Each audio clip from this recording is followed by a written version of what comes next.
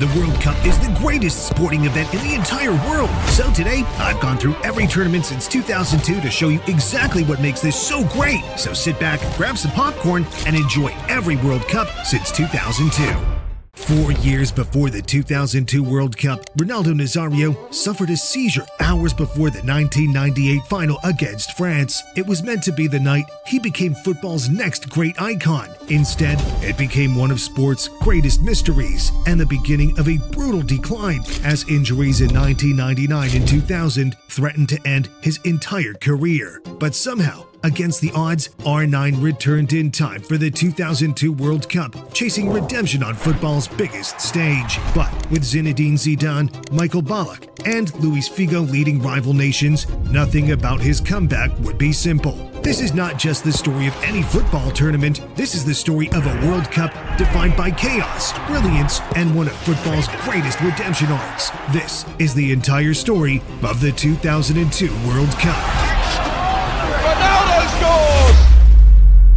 One man dominated the pre-tournament talk. Ronaldo Nazario, the 1997 Ballon d'Or winning forward, was only 25, but many were claiming that his career was already over. Due to a knee injury suffered in 2000, the legendary forward barely played a minute of football for almost 2 years. It was a heartbreaking story. The young Brazilian forward had looked set to eclipse the careers of previous South American greats, Pelé and Diego Maradona, to go down as the best player in the sport's history. But after an extended period away from the pitch, many assumed that R9 would never be the same player who won the Serie A Player of the Year and the World Cup Golden Ball in '98. The Brazilian would be forgiven for turning his back on the beautiful game, but he returned to fitness during the second half of the 01-02 season, scoring 7 goals in 10 Serie A appearances, including 5 in the final 5 games. He was rewarded with a first Brazil call-up since 1999 and arrived at the World Cup with a haircut that made him impossible to ignore. A half-buzzed head with a patch of hair visible at the front, a trim that has since become one of the most recognizable visual identities of the beautiful game. The bizarre haircut may have split opinion, but R9's return to fitness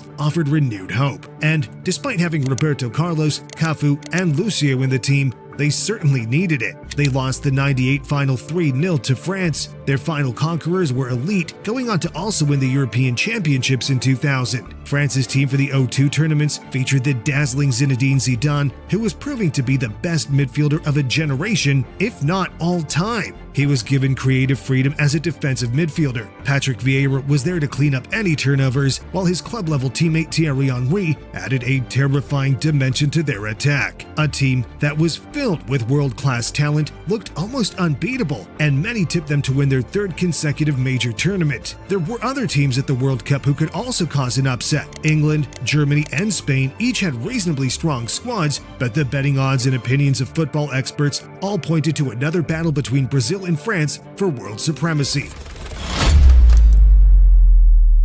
France was immediately offered the chance to show the world why it would retain the World Cup as they faced Senegal in the tournament's opener. Zidane missed the game through injury, but the French team was still stacked with talent, and the Senegalese seemingly had no chance in their first ever World Cup game. A 30th-minute goal from Bouba Diop flipped the script on its head as Senegal secured a shock 1-0 win against the nation that had colonized it. Henry and Vieira were bewildered by their defeat and needed to get themselves together quickly as they faced 2-time winners Uruguay in the following game. But still, without Zizou, France were unable to score against the South American nation as the sides drew 0-0. It meant the World Cup holders entered the final game of the group stage with just 1 point and needed a win against Denmark to stand any chance of progressing. But their hopes were shattered after just 22 minutes when Dennis Romadal put the Danes 1-0 up. Jon Dahl Tomasson doubled their advantage in the second half, ultimately knocking the favorites out without them even scoring a goal. It was almost unthinkable that the knockout stages would not feature the team that had defined the late 90s,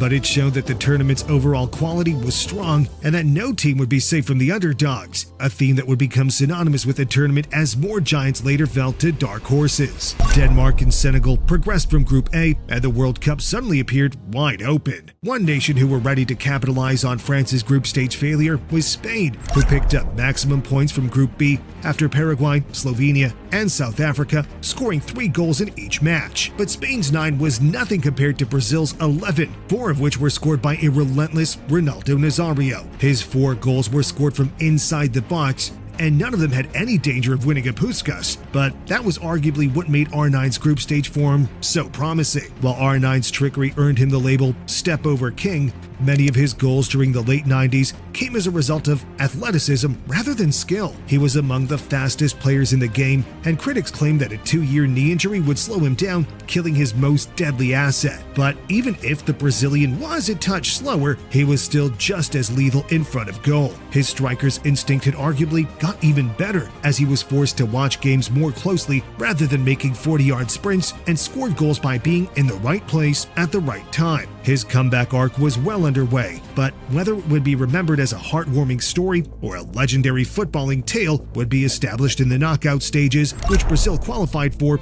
alongside Turkey. Meanwhile, in Group D, host nation South Korea qualified for the last 16 alongside the USA, as Portugal suffered a surprise early exit. In Group E, Germany scored 11 times to top the group. They would have finished with maximum points had they not suffered a shock draw to Ireland, who scored a stoppage time equalizer thanks to Robbie Keane. Ireland finished the group stage on 5 points, qualifying for the knockout stages for the 3rd time in the last 4 World Cup tournaments. That was despite Roy Keane withdrawing from Ireland's World Cup squad after falling out with manager Mick McCarthy. Keane wasn't the only one leaving the World Cup early. Argentina were eliminated in Group F after losing to England and drawing with Sweden. The 2 European nations finished inside the top 2 to qualify for the last 16, but neither looked particularly convincing, scoring a combined total of just 6 goals. In Group G, Italy were beaten 2-1 by rivals Croatia, but still managed to progress to the knockout stages after picking up 4 points from their games against Ecuador and Mexico, the latter of whom topped the table. Co-hosts Japan won Group H, helping to inspire a generation of football fans within the Asian nation. They were joined in the last 16 by Belgium, who remained unbeaten during their 3 fixtures. And their reward for avoiding defeat during the group stages? A last 16 tie against Brazil, with R9 in the form of his life. While Belgium enjoyed a golden generation during the 2010s, their team at the O2 was simply not equipped to face Brazil in full force. Brazil played in their now iconic Nike yellow and green jersey, a shirt that has since been used to represent football artistry. But during the early stages of the Belgium clash, not everything was flowing, with R9 missing a goal-scoring opportunity. But one player that was catching the eye was Paris Saint-Germain youngster Ronaldinho. The attacking midfielder provided 17 goal contributions during the 01-02 Ligue 1 season, but few outside of France and Brazil were aware of his talent. Had his breakthrough been during the internet era, it's likely that Ronaldinho would have already been a household name by the time of the 02 World Cup, as the way he'd played was truly a joy to watch. His mastery of the ball was like nothing the sport had ever seen before, as he pulled off unthinkable skills with a wide grin on his face. He was fearless and made high-pressure knockout football feel like a creative expression. But if Brazil were to progress beyond the last 16, flair wouldn't be enough. R9 completed a slick double step over and crossed the ball to Rivaldo, but he launched an overhead kick way over the bar. But the forward redeemed himself after controlling Ronaldinho's trivela pass with his chest, this time attempting a more orthodox volley, which found the back of the net to put Brazil 1-0 up with 23 minutes remaining. In the 87th minute, R9 doubled the advantage by scoring another goal from inside the box to send Brazil to the last 8. It wasn't as vintage as the 4-time winners had hoped, but progressing to the last 8, where they'd face the winners of England versus Denmark, was all that mattered. England were the strong favorites to beat their Scandinavian opponents, as talents like Rio Ferdinand, David Beckham, and Michael Owen appeared set to lead the new generation. They won the game 3-0, setting up an iconic tie between the inventors and the artists of football the following week. However, there were still several last 16 games left to be played, and none were as shocking as Italy's clash with co-hosts South Korea. Italy had won the World Cup on 3 occasions and had reached the final of the European Championships 2 years earlier. With Gianluigi Buffon between the sticks, Paolo Maldini in defense, and Francesco Totti scoring the goals, they were a formidable force and looked destined to go deep into the tournament. Nobody was surprised when Christian Vieri opened the scoring after 18 minutes, but Italy failed to put the game to bed. With minutes remaining, Italy were still only leading by 1 goal when South Korea's Seo Ki-hyun scored an 88th-minute equalizer, sending Daejeon crazy and taking the game to golden goal. The O2 tournament was the final World Cup that featured the golden goal, a form of extra time that's won by the first team that scores inside an additional 30-minute period. The game looked set to go to penalties until An Jung-hwan scored the golden goal for South Korea, dumping Italy out of the World Cup. A World Cup that had already seen Italy, France, Argentina, and Portugal take early exits could have taken another victim as Spain faced a potential banana skin against Ireland. Fernando Morientes' 8th-minute goal appeared to be enough to send Spain through until Robbie Keane scored another 90th-minute equalizer, this time from the penalty spot. The game went to golden goal, where the teams could not be separated, and so a penalty shootout beckoned. World Cup hero Keane scored his penalty, but misses from Matt Holland, David Connolly, and Kevin Kilbane ended the luck of the Irish as Spain won 3-2, setting up a quarterfinal against South Korea. Elsewhere, Germany beat Paraguay 1-0, the US defeated rivals Mexico 2-0, Senegal continued their impressive debut tournament by beating Sweden on penalties, and Turkey edged to a 1-0 win against Japan.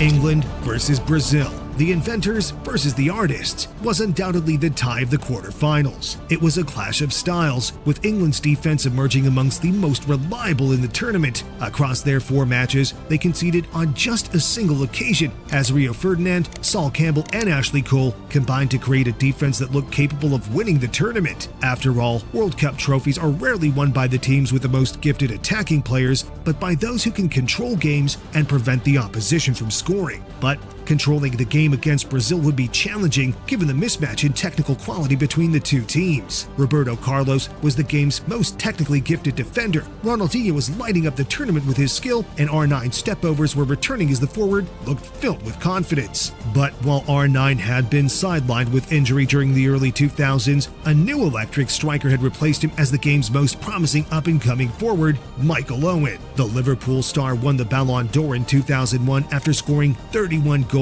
and winning the FA Cup, League Cup, and UEFA Cup. With R9 back on the scene, he knew that he'd have to beat Brazil in the quarterfinal to stand any chance of retaining his crown. And for a moment, it looked like he would. Owen pounced on a mistake by Lucio after 23 minutes to send England into the lead. However, any illusion that Owen was still the game's most promising youngster was shattered just before halftime as Ronaldinho picked up the ball on the halfway line, dribbled with the ball, and completed a step over to get past Cole before laying it off to Rivaldo, who leveled the scoring. It was among the greatest assists in World Cup history. But what Dino did in the second half still splits opinion today. After 50 minutes, he took a free kick from a wide angle 30 yards from goal. The stadium expected the youngster to cross the ball, but it floated spectacularly over David Seaman and into the England net to make it 2-1 to Brazil. Whether it was a fluke or a piece of genius was unclear, but Ronaldinho's headline performance didn't end there. He harshly received a red card 7 minutes later after making a challenge on Danny Mills. The referee's decision threatened to overshadow Ronaldinho's performance as he'd become the scapegoat if England mounted a comeback. But what actually unfolded made Brazil even stronger favorites to go on and win the tournament as they dominated possession and left England chasing shadows as they held on to their 2-1 lead. The only slight concern was that Ronaldinho would miss Brazil's semi-final in a few days' time, which would be played against the winner of Senegal versus Turkey. Reaching the quarterfinals of the tournament surpassed both sides' expectations, but it was Turkey who reached the Final Four as İlhan Mansız scored the winner 4 minutes into golden goal. Elsewhere, Germany enjoyed a second successive 1-0 victory as they edged the USA. After scoring 11 goals during the group stages, concerns about the quality of Germany's forward line were creeping in. While Klose scored a hat-trick in an 8-0 win over Saudi Arabia in the group stages, he was goalless in the knockout stages, with Oliver Neuville and Michael Ballack scoring the team's only goals against seemingly average opponents. Meanwhile, Spain needed a better performance than what they showed against Ireland to get past the hosts South Korea. The game was goalless, meaning that Spain were forced to penalties for a second consecutive round. Incredibly, South Korea scored each of their penalties and were within one kick of becoming the first ever Asian team to reach a World Cup semifinal if Joaquin missed for Spain. The Real Betis star shot was so casual that it looked half-hearted as Lee Woon-jae completed a save to write South Korea into the history books. They would face Germany in the semifinals, and fans were beginning to dream that they could win the whole thing. But before we talk about South Korea's semi-final against Germany and the impact that the '02 World Cup had on football in Asia, let's focus on Brazil versus Turkey, as R9 and co were one game from reaching a third consecutive final. Turkey had beaten Japan and Senegal by 1-goal margins to give them a favorable route to the Final Four. Their team was not filled with world-class talent, but that did not stop the football-obsessed nation from believing that they could beat Brazil. In order to beat the four-time winners, they'd have to utilize their greatest strength, their defense. They kept consecutive clean sheets in the knockout rounds, and if they dealt with R9, Rivaldo and Dino more effectively in the semi-final, they had a genuine chance of reaching the final. So they lined up in a defensive 4-4-2 shape, with midfielder Tugay Karimoglu rarely venturing outside of Turkey's half. During the first half, Turkey's approach worked, limiting Brazil to shots from outside the box and half chances. The Samba Kings were in danger of being upset by the Dark Horses, ending the R9 redemption arc storyline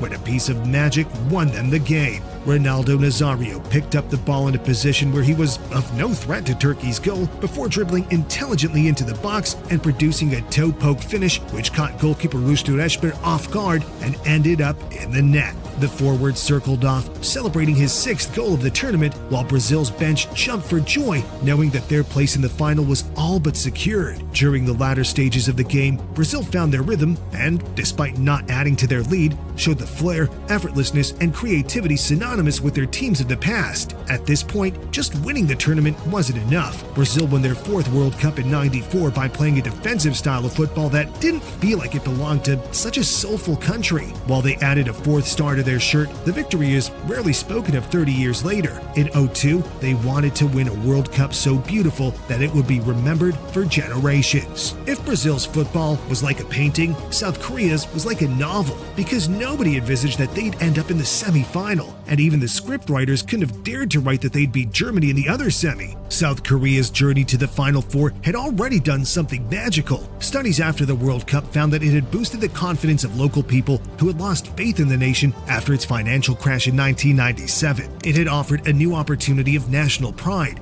with supporters feeling comfortable wearing, flying, or painting the national flag onto themselves, something that had never been done at scale in the country before. Few supporters had expected South Korea to win a game, let alone qualify for the knockout stages and reach the semi-finals. In that sense, they could enter their match against Germany with freedom, knowing that their generational journey had already exceeded everyone's expectations. That was a stark contrast from the mood in Germany, where the semi was treated as a must-win game. The Germans viewed themselves as footballing royalty, having won the tournament on 3 previous occasions. Losing the semi-final would be among the most shameful events in the nation's modern history. So, the game was edgy. South Korea came close in the 7th minute. The entire nation collectively held its breath in anticipation as Lee struck a curling effort towards the corner of the goal, but Oliver Kahn pulled off one of the saves of the tournament to keep the score level. The pressure didn't stop there. South Korea were not parking the bus as many had expected them to do. They were winning 50-50 balls at midfield, breaking with pace on the counter, and causing Kahn a headache in goal. But ultimately, the South Koreans failed to convert and eventually lost their grip on the semi-final. In the 75th minute, Mikhail Ballack's shot was saved by Lee, but the German international smashed home the rebound to establish a 1-0 lead. Germany held on to their lead until the final whistle, booking their place in the World Cup final against Brazil. While the spirited defeat was heartbreaking for South Korea, their run to the semi-final had already made a huge influence on and off the pitch, and nobody could be downbeat about their performance. Having never previously advanced past the group stages, South Korea have since reached the round of 16 in 2 of the 4 World Cup tournaments since 2002. Stars like Heung-min Son were inspired by the team's heroics that summer, and the nation's footballing identity was changed forever. But back back to 2002 as two heavyweights collided in the final. Brazil and Germany were both making their 7th appearance in a World Cup final, having won the tournament 7 times between them. Despite their previous World Cup success, the teams had never met in the tournament before. If Germany beat Brazil, they would go level with the Samba Stars on 4 World Cup trophies, while if Brazil clinched their 5th title, they'd reaffirm their status as the planet's greatest footballing nation. Meanwhile, Oliver Kahn had enjoyed a stellar tournament, having only conceded 1 goal all tournament. Given that he was already the favorite to win the UEFA Goalkeeper of the Year, he'd likely clinch the Ballon d'Or alongside it if he won the World Cup while keeping yet another clean sheet in the final. But Kahn knew that it was a tall order. Brazil's Ronaldo Nazário had already netted 6 goals at that summer's tournament and looked like the only player who was capable of getting past Germany's seemingly unbeatable keeper. Like Kahn, R9 would become that year's Ballon d'Or favorite if his nation clinched the World Cup. While Brazilians, and particularly Ronaldo, are not known for being nervous, the Interstar must have been anxious in the hours before kickoff. As Brazil prepared for the '98 World Cup final against France earlier, R9 had a seizure hours before the game began, forcing him to spend 3 hours in hospital. He still started the game in a dazed state that hindered his performance,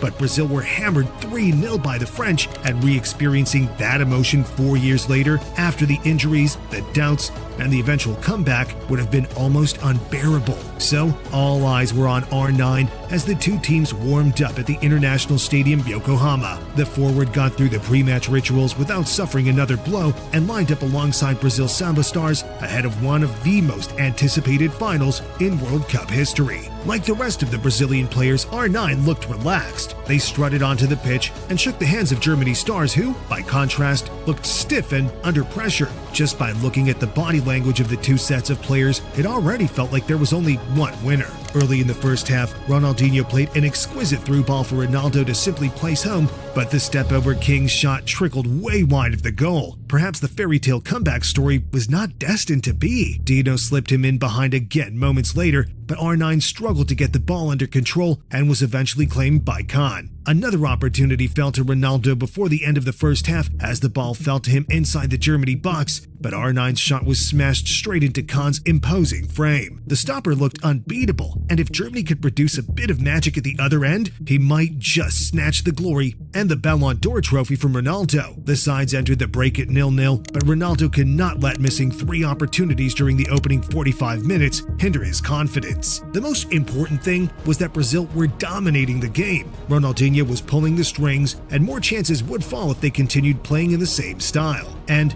after 67 minutes, Ronaldo finally got the stroke of luck that he deserved after a torrid few years with injuries. Rivaldo took a shot from range, which Kahn would usually stop with his eyes closed. But this time, he spilled the ball, allowing R9 to tap the ball into the net and put Brazil into the lead. 1-0 with 23 minutes remaining. Brazil were on the brink of winning their 5th World Cup trophy, and R9 was set to write his name alongside the football immortals. And 10 minutes later, he made sure that his name would never be forgotten. He scored his 2nd of the game, this time a carefully placed effort that rolled past Kahn's right. R9 had done it. After years of fear that his injuries would make him fade into the shadows, his record-breaking 8 World Cup goals and eventual trophy lift had ensured that his name could still be uttered in the same breath as Pelé and Maradona, the players that he was tipped to eclipse as a teenager. A World Cup that was filled with shocks, ended in a predictable fashion. Gold medals wrapped around the necks of celebrating Samba stars,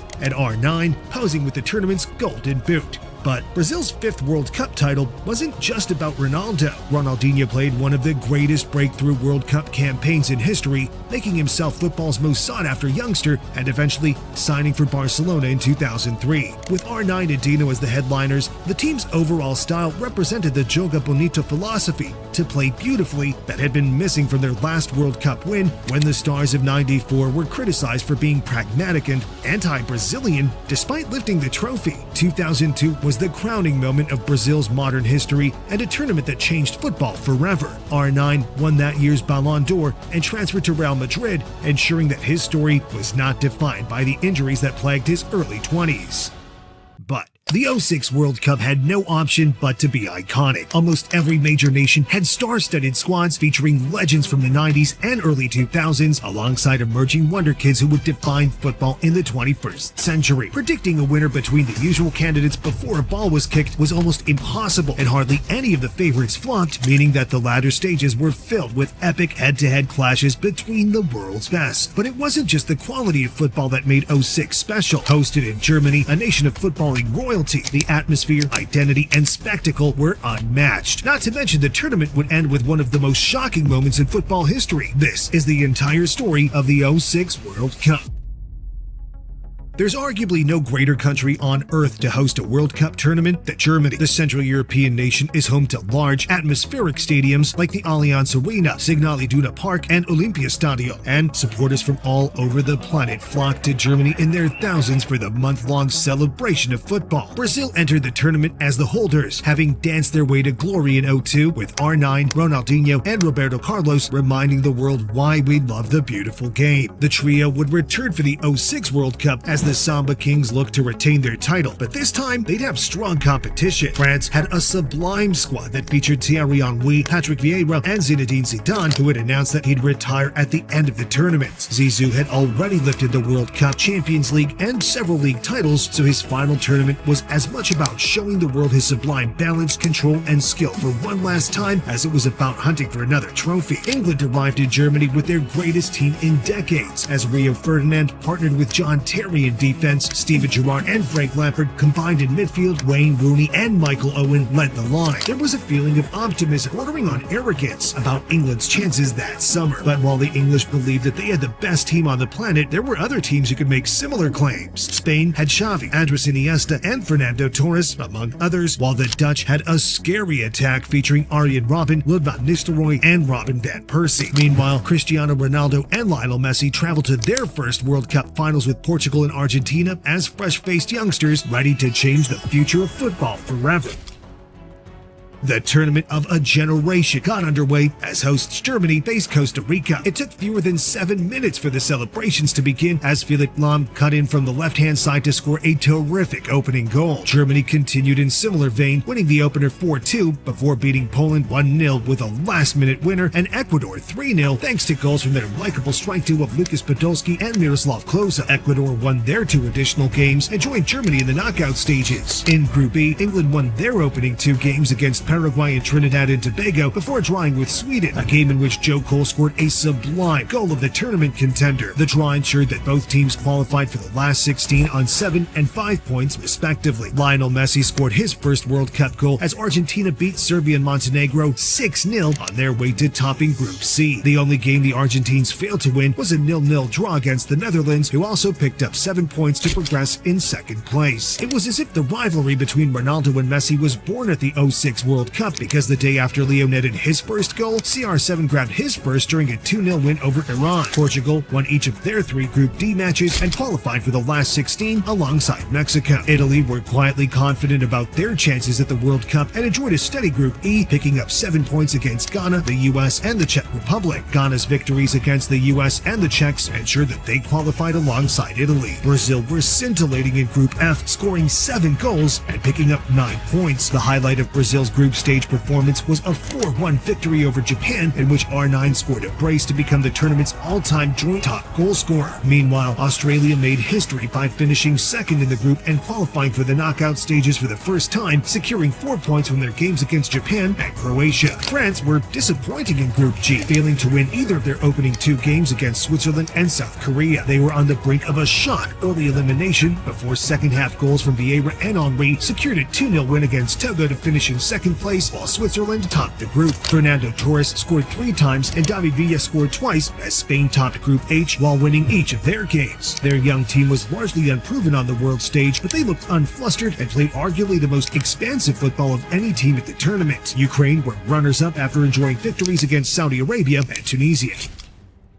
Great knockout stages often include drama, controversy, and upsets, but the '06 group stages were arguably even greater than any previous tournament as each of the favorites progressed to the last 16 while playing attacking football. It was immediately clear that this year's World Cup would not be written by one of the tournament's underdogs, but one of the elite nations battling for glory, and many of them would come up against each other in the knockout rounds. But the last 16 started with a game between Germany and Sweden, which only ever seemed to have one winner. Podolski bagged a brace inside the opening 12 minutes to put the game to bed and send the hosts to the last 8. Many supporters had similar thoughts about Argentina's clash with Mexico, who had been eliminated at the round of 16 in each of the previous 3 tournaments. But for a moment, Mexico thought its luck had changed as Rafael Marquez established an early advantage. However, Argentina equalized moments later, and the game was eventually forced to extra time. Mexico fought valiantly, and it took a moment of pure genius for Maxi Rodriguez to win the game 8 minutes into extra time with a sublime volley. The goal of the tournament shortlist was already looking stacked with weeks until the final. The following day, England qualified for the quarterfinals after beating Ecuador 1-0 thanks to a trademark free kick from David Beckham. Despite the win, the performance was that of a team under heavy scrutiny from its media, and celebrations were muted knowing that they'd face the winner of Portugal versus the Netherlands, a game that would later be called the Battle of Nuremberg. The last 16 tie, which turned into a bloodbath, was the first time in which Cristiano Ronaldo would play in a World Cup knockout match. The then 21-year-old impressed the world during the group stages with his flicks, tricks, and stepovers, and was clearly among the world's most exciting young players. Perhaps the Dutch didn't know how to deal with Ronaldo's quality fairly, so they went in on the young winger during the opening stages with needlessly aggressive challenges. Portugal were not going to let their prodigy get bullied by the Dutch, and Maniche entered the book after 20 minutes with a heavy challenge of his own. Supporters were shocked by the aggressive nature of the match between two nations that tend to play football the beautiful way, but Portugal offered a glimpse of how the game could have gone differently as Maniche glided past a couple of players before elegantly placing the ball in the net. A goal down, many assumed that the Dutch approach would change, but after 34 minutes, Ronaldo was forced off, having been on the receiving end of several disgraceful tackles during the opening stages. As halftime approached, 4 players had already been booked when Portugal's Costinha received his second yellow for a cynical handball. That was the first of 4 red cards during the game, as the Netherlands' Khalid Boularus and Giovanni van Bronckhorst, along with Portugal's Deco, were all red carded. Portugal hung on to win the game, which featured a record-breaking 20 cards, while the Dutch were disgraced. Italy and Australia met a day later, with nobody expecting the team featuring Totti, Andrea Pirlo, and Gennaro Gattuso to struggle to beat a footballing minnow. But as the game entered added time at the end of 90, the two teams could not be split. Then, an aimless ball was hoofed to Fabio Grosso, who dribbled into the box and deceived the referee with a blatant dive, giving Italy the chance to break Australia's hearts from the penalty spot with seconds remaining. Totti smashed the ball into the net, and Italy progressed into the last 8, but it was not convincing. Still, they'd play the winner of Switzerland and Ukraine in the following round, and the tournament seemed to be opening up nicely for them. Because neither Switzerland nor Ukraine was a world-class team, as proven by their 0-0 draw over 120 minutes, Ukraine won the match on penalties, despite Andriy Shevchenko missing his spot kick. After the board draw between the two European nations, everybody was ready for Brazil to turn on the style against Ghana the following evening. Fans only needed to wait 5 minutes for the entertainment to begin, as R9 produced a sensational step over to round the goalkeeper and become the tournament's all-time record scorer. Goals from Adriano and Zé Roberto rounded off a convincing win in which Brazil did not have to get out of first gear. Brazil would play the winner of Spain versus France in the following round. It was almost cruel for two teams of such undeniable quality to meet so early in the tournament. While France was mediocre during the group stages, their talent was undeniable. By contrast, the skill of Spain's youthful stars caught many punters off guard, and they were tipped to go all the way if they could get past the French. And Spain was beginning to dream as David Villa converted a 28th-minute penalty. Little did they know that moment finally woke France up. Just over 10 minutes later, Franck Ribéry replied by rounding the keeper to level the scoring 1-1. The teams could not be separated until late into the second half when France received a free kick midway inside Spain's half. Zizou, who had suffered an uncharacteristically quiet tournament so far, stood over the ball. He expertly lofted the ball into the box, which eventually found Vieira, who headed the ball into the net. In stoppage time, Zidane made it 3 after breaking free, dodging the lunge of Carlos Puyol, composing himself, and smashing the ball into the net. The tournament's biggest star had truly woken up, and there seemed to be nothing that the rest of the football world would be able to do about a free-flowing Zidane during his final act. From that moment onward, the '06 World Cup would effectively become the Zidane Show.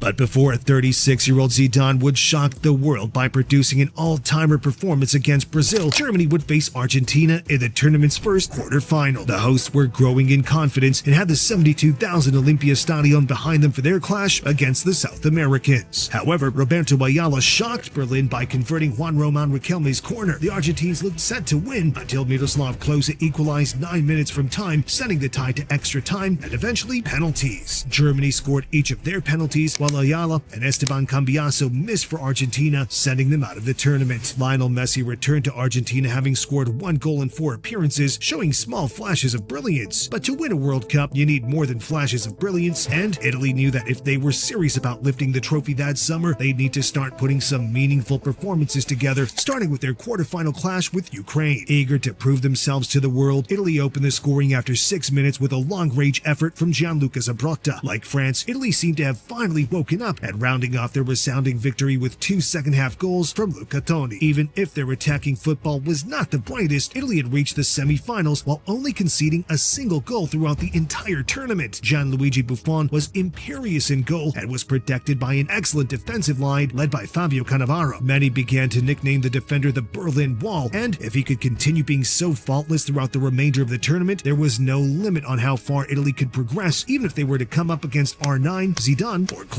England and Portugal went head-to-head the following night in a quarterfinal tie that would be talked about for decades. The English were undoubtedly the better side during the opening hour before 2 Man United stars created an iconic World Cup moment. Wayne Rooney was determined to get his team into the lead, but got dragged into a messy confrontation with Ricardo Carvalho in the middle of the pitch. Rooney kicked out at the Portuguese star, but he would not have expected his Man United teammate Cristiano Ronaldo came rushing in, demanding a red card. In disbelief, Rooney pushed Ronaldo and received a red card a second later. As the broadcast zoomed in on Ronaldo in the aftermath of Rooney's red, he winked at the camera as if to say he had deliberately contributed to his teammates' dismissal. Without their star man, England were unable to find a winning goal and eventually lost on a penalty shootout in which CR7 scored the decisive penalty. Whether the youngster's approach was popular or not, he was already providing clutch moments. He'd go on to play against the winner of Brazil and France at his first World Cup semi. But even though Ronaldo was writing the headlines, he would not be the main story in the semifinals, as the French and Brazilian teams were stacked with players who'd already won the tournament. When the teams walked out for their quarterfinal tie, it looked as if it were a fantasy all-star game. Footballing gods like Roberto Carlos, Cafu, Kaká, Ronaldinho, and R9 stood in the tunnel meters away from Francis Vieira, Henry, and Ribéry. But it was the aging, bald-haired Zidane that would stand out against a field of players where many would go down among the greatest to ever play in their position. Inside the opening minute, Zidane stood on the ball, produced a drag back, and skipped past a couple of defenders with a step over. The Brazilian players looked at one another in shock that Zidane was still operating at such a level. The majestic midfielder played a combination of long and short passes, expertly controlled aerial balls, and even juggled with it as he controlled the tempo of the game. Brazil couldn't get close to Zidane, and by halftime, many were already lauding it as one of the greatest individual World Cup performances of all time. His historic performance was finally symbolized with an assist after 57 minutes as Henry got on the end of his pinpoint free kick. France held on to win. Zidane produced a perfect performance, and the legends of Brazil lay on the floor knowing that an era in which their team had won 2 of the last 3 World Cups had finally come to an end. Perhaps even more surprisingly, their dominance had not come undone by a new star, but by a 36-year-old who had already been there at their peak. At this moment, it almost felt like destiny that France would win the World Cup during Zidane's swan song. But before he'd be the difference maker against Portugal in the semis, Germany would face Italy. As the hosts, Germany went into the semi-final as favorites. They had proven that they could comprehensively beat the tournament's lesser teams during the group stages and last 16, and demonstrated resilience to come from behind to knock out Argentina in the last 8. Crucially, they had Podolski and Klose in attack, who had scored 8 goals between them at the tournament so far. They would need at least one of their forwards to be on form if they were to beat an Italian side that had not conceded since the second game of the group stages. There was a feeling that if one of the Germans could bring down the Berlin Wall, Cannavaro, then Italy may not have enough in attack to respond. But for 119 minutes, Italy frustrated Germany, limiting the hosts to half chances and long-range efforts. Italy negotiated the electric atmosphere of the Signal Iduna Park expertly and trusted the strength of their defenders as they sat back and let Germany attack. Seconds from time, the ball landed to Pirlo on the edge of the box. Composed as ever, the iconic midfielder took a few touches before playing an intricate pass to Fabio Grosso, who netted the game's opening goal. Germany desperately attempted to respond, which allowed Alessandro Del Piero to seal the win with a side-of-the-foot finish in stoppage time. The hosts crumbled in their own backyard, while Italy extended the time in which they had not conceded to over 550 minutes. If they continued that record into the final, the only way they could be beaten was by a penalty shootout. But given that they'd faced the winner of Portugal versus France, it was too early for Cannavaro and company to get ahead of themselves. The game was particularly significant for Portugal. While the nation has improved its international tournament finishes across the 21st century, the '06 tournament was only the fourth World Cup that they'd participated in. In 1966, Portugal reached the semifinals, but they had not even reached the knockout stages since then. But with a young Cristiano Ronaldo combining with Deco, Luis Figo, and Paoletta, anything felt possible, even against the greatness of Zidane. But even with all the stars in the French team, it took a careless mistake for the '98 winners to establish their lead. Ricardo Carvalho clumsily took Henry down inside the box, gifting a penalty that Zidane would take. Zizou placed the ball to the keeper's left, and France were 1-0 up, seemingly game over given the quality of their team. In response, Ronaldo took a 35-yard free kick that looked promising but ultimately fell into the keeper's hands. The future Ballon d'Or winner would produce iconic moments in the years to come, but in '06, he was forced to watch the established French stars celebrate booking their place in the tournament's final.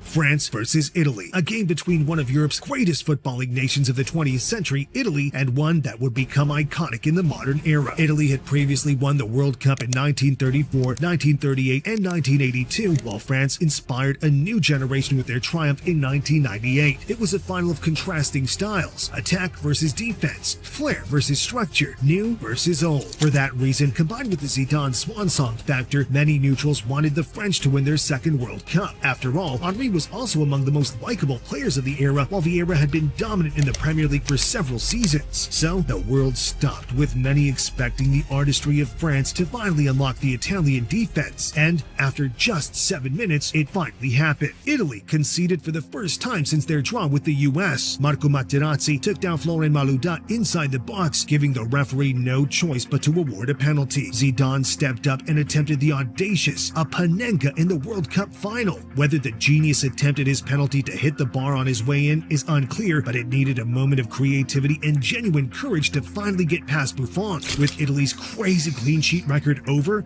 France looked set to go on and win its second World Cup. But the Italians knew that they were not going to get the better of France with beautiful, free-flowing football. So when they were awarded a corner after 19 minutes, all the big boys charged into the box. Pirlo's cross found Marco Materazzi, who emphatically headed the ball into the goal to level the scoring. And despite giving away a penalty and scoring a goal at the other end, his biggest contribution of the game was still to come. But first, Italy and France would battle it out for the remainder of the 90 minutes, with chances being conceded at both ends. Luca Toni almost replicated Materazzi's goal, again from a Pirlo corner, but it hit the bar. At the other end, Zidane played an intricate pass to Malouda, who was clearly brought down inside the box, but the referee dismissed the French appeals for a penalty. In the second half, Zidane came close to providing his career with a perfect ending, as his header looked destined to end up in the back of the net, but Buffon stopped the effort with a fine save. The final eventually went to extra time, when the most shocking moment in World Cup history occurred. In the 110th minute, France were awarded a free kick midway inside the half, when the referee paused the game for a separate incident that had taken place at the opposite end of the pitch. Camera replay showed Materazzi and Zidane in discussion as they jogged back from the Italy box. The dialogue appeared heated, but nobody could have expected Zidane to turn around and headbutt the Italian as if he was a charging bull. It was an indisputable red card-worthy act of violence, but it was unclear whether any of the officials had spotted the challenge. Eventually, the referee conversed with the linesman, who instructed him to send off the French captain. And so, Zidane was dismissed. A shameful act in his final game, with France still within a chance of lifting its second World Cup. But what had Materazzi said to him to make him respond so aggressively? In a later interview with Italian Football TV, Materazzi claimed, "My trash talking was nothing. He offered me his shirt. I said, no, I'd prefer your sister." It doesn't seem like a comment worthy of jeopardizing your nation's chances in a World Cup final, something Zidane understands, having suggested in a later interview, "I'm not proud of it, but it's part of my career. At that time, I was more fragile." France were left to battle on without their talisman and survived the final 10 minutes of extra time despite pressure from the Italians. Given that Zidane had already scored 2 penalties at the World Cup, his absence was significant. But that wasn't the only reason that swung the penalty shootout in Italy's favor. His final act was so shocking that his fellow French players were still processing the actions of their captain, while the Italians received a little boost knowing that their opponent's star man had done something so appalling. Italy scored each of their penalties, while Trezeguet missed for France, ultimately allowing Fabio Grosso to score the World Cup winning penalty and spark celebrations worthy of a final that would not be forgotten. Cannavaro lifted the trophy as Pirlo, Buffon, and Del Piero celebrated beneath their inspirational center back. Despite conceding in the final, the Berlin Wall had not been torn down at the Olympiastadion as Italy won its 4th World Cup. That would not be the only trophy that Cannavaro would lift in 2006. In November, he became one of the few defenders in history to win the Ballon d'Or, with Buffon finishing in 2nd place and Henry getting 3rd spot. Zidane finished in 4th position and left wondering what could have been. Had he kept his cool instead of producing a brutal assault on Materazzi, it's possible that the great midfielder would have lifted the World Cup and the Ballon d'Or in his final year as a professional. But many argue that Zidane's final act does not deter his legacy, but actually adds to it. The midfielder was always a maverick. He played the beautiful game at his own pace, in his own style, and a style that nobody else could match. Perhaps there's no other world-class player in the history of the game that would have made such a reckless decision minutes before their potentially crowning moment, but nobody else is Zidane. Zizou was one of a kind and a colorful footballer who was capable of the sublime and the ridiculous within minutes of each other. The act encapsulated his wonderful 26-year career in which he lifted the World Cup, European Championships, Champions League, La Liga, and Serie A.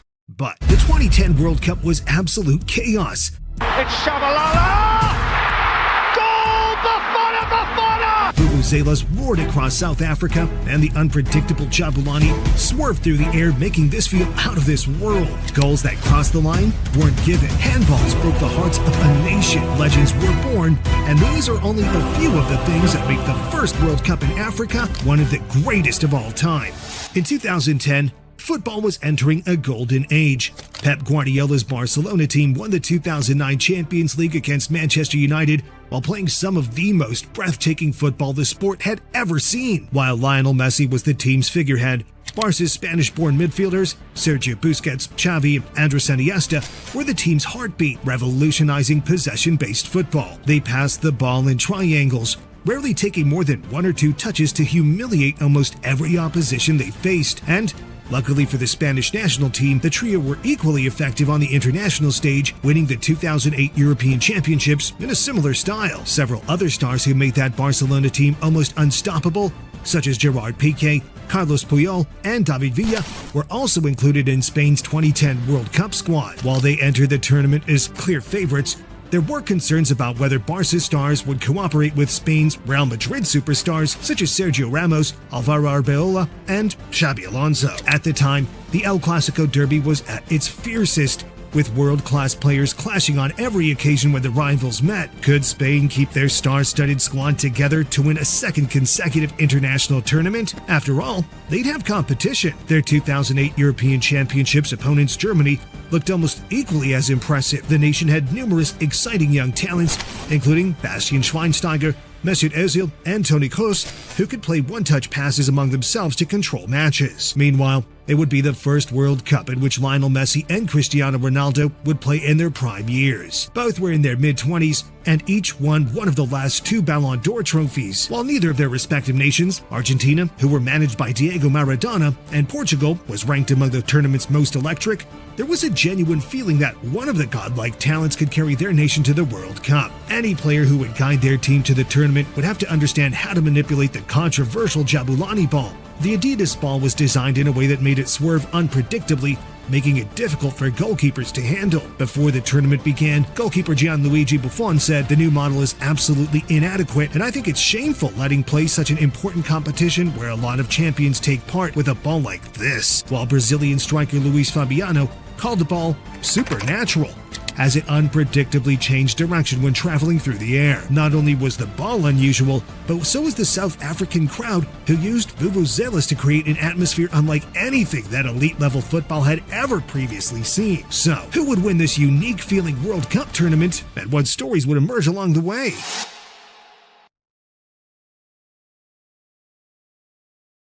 Host South Africa opened the tournament against Mexico, in which they took the lead thanks to a goal from Sifiwe Shabalala, who celebrated by dancing with his teammates in a joyful style that appeared to epitomize the tournament. But Mexico equalized the scoring 10 minutes from time, and things would continue to get worse for the South Africans. They were beaten 3-0 in their second game against Uruguay, meaning that they were on the brink of elimination as they faced France in Group A's final game. But France were struggling to an equal extent, having only picked up 1 point from their opening 2 games, and the 2006 finalists suffered a shock 2-1 defeat to South Africa to confirm their exit from the tournament. Having only reached the tournament thanks to a controversial handball from Thierry Henry against Ireland in the playoffs, their early exit felt like karma. In their place, Uruguay and Mexico would finish inside the top 2 and qualify for the knockout stages. In Group B, Argentina picked up maximum points by beating South Korea, Greece, and Nigeria, but Messi didn't get himself on the score sheet. Critics were questioning whether the Ballon d'Or winner needed his Barcelona teammates to perform. Argentina were joined in the top 2 by South Korea,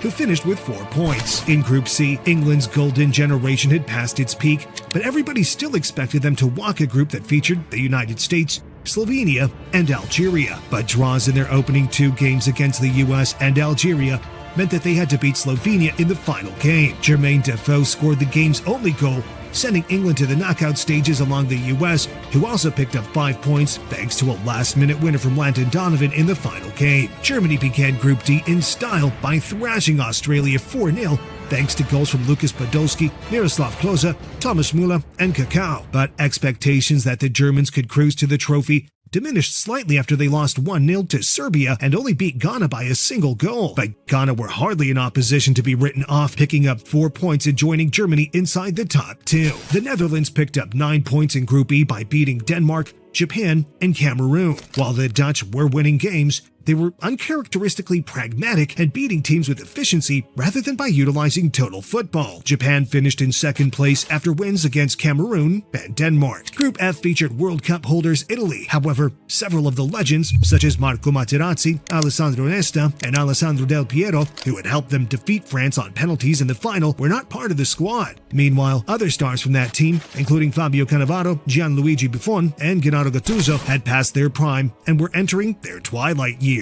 Without a crop of youngsters emerging to replace them, Italy's 2010 World Cup display was an embarrassment, picking up just 2 points from their games against New Zealand, Slovakia, and Paraguay. The latter 2 nations exploited Italy's failure by qualifying for the knockout stages with just 5 and 4 points, respectively. Group G featured 2 of the tournament's most prolific attacks, Brazil and Portugal. Despite a goalless draw when the 2 nations met in the final group game, they scored 12 goals between them in their opening 2 matches against the Ivory Coast and North Korea. Finally, Spain's World Cup pursuit looked at risk of ending before it had even begun after losing their opening Group H match 1-0 against Switzerland. However, they won their final 2 games against Honduras and Chile to edge into the knockout stages. They were not playing in the vintage style that Barcelona had done with many of the same players in recent seasons, but were doing enough to grab results early in the tournament. Spain was accompanied in the knockout stages by Chile, who finished with an impressive 6 points.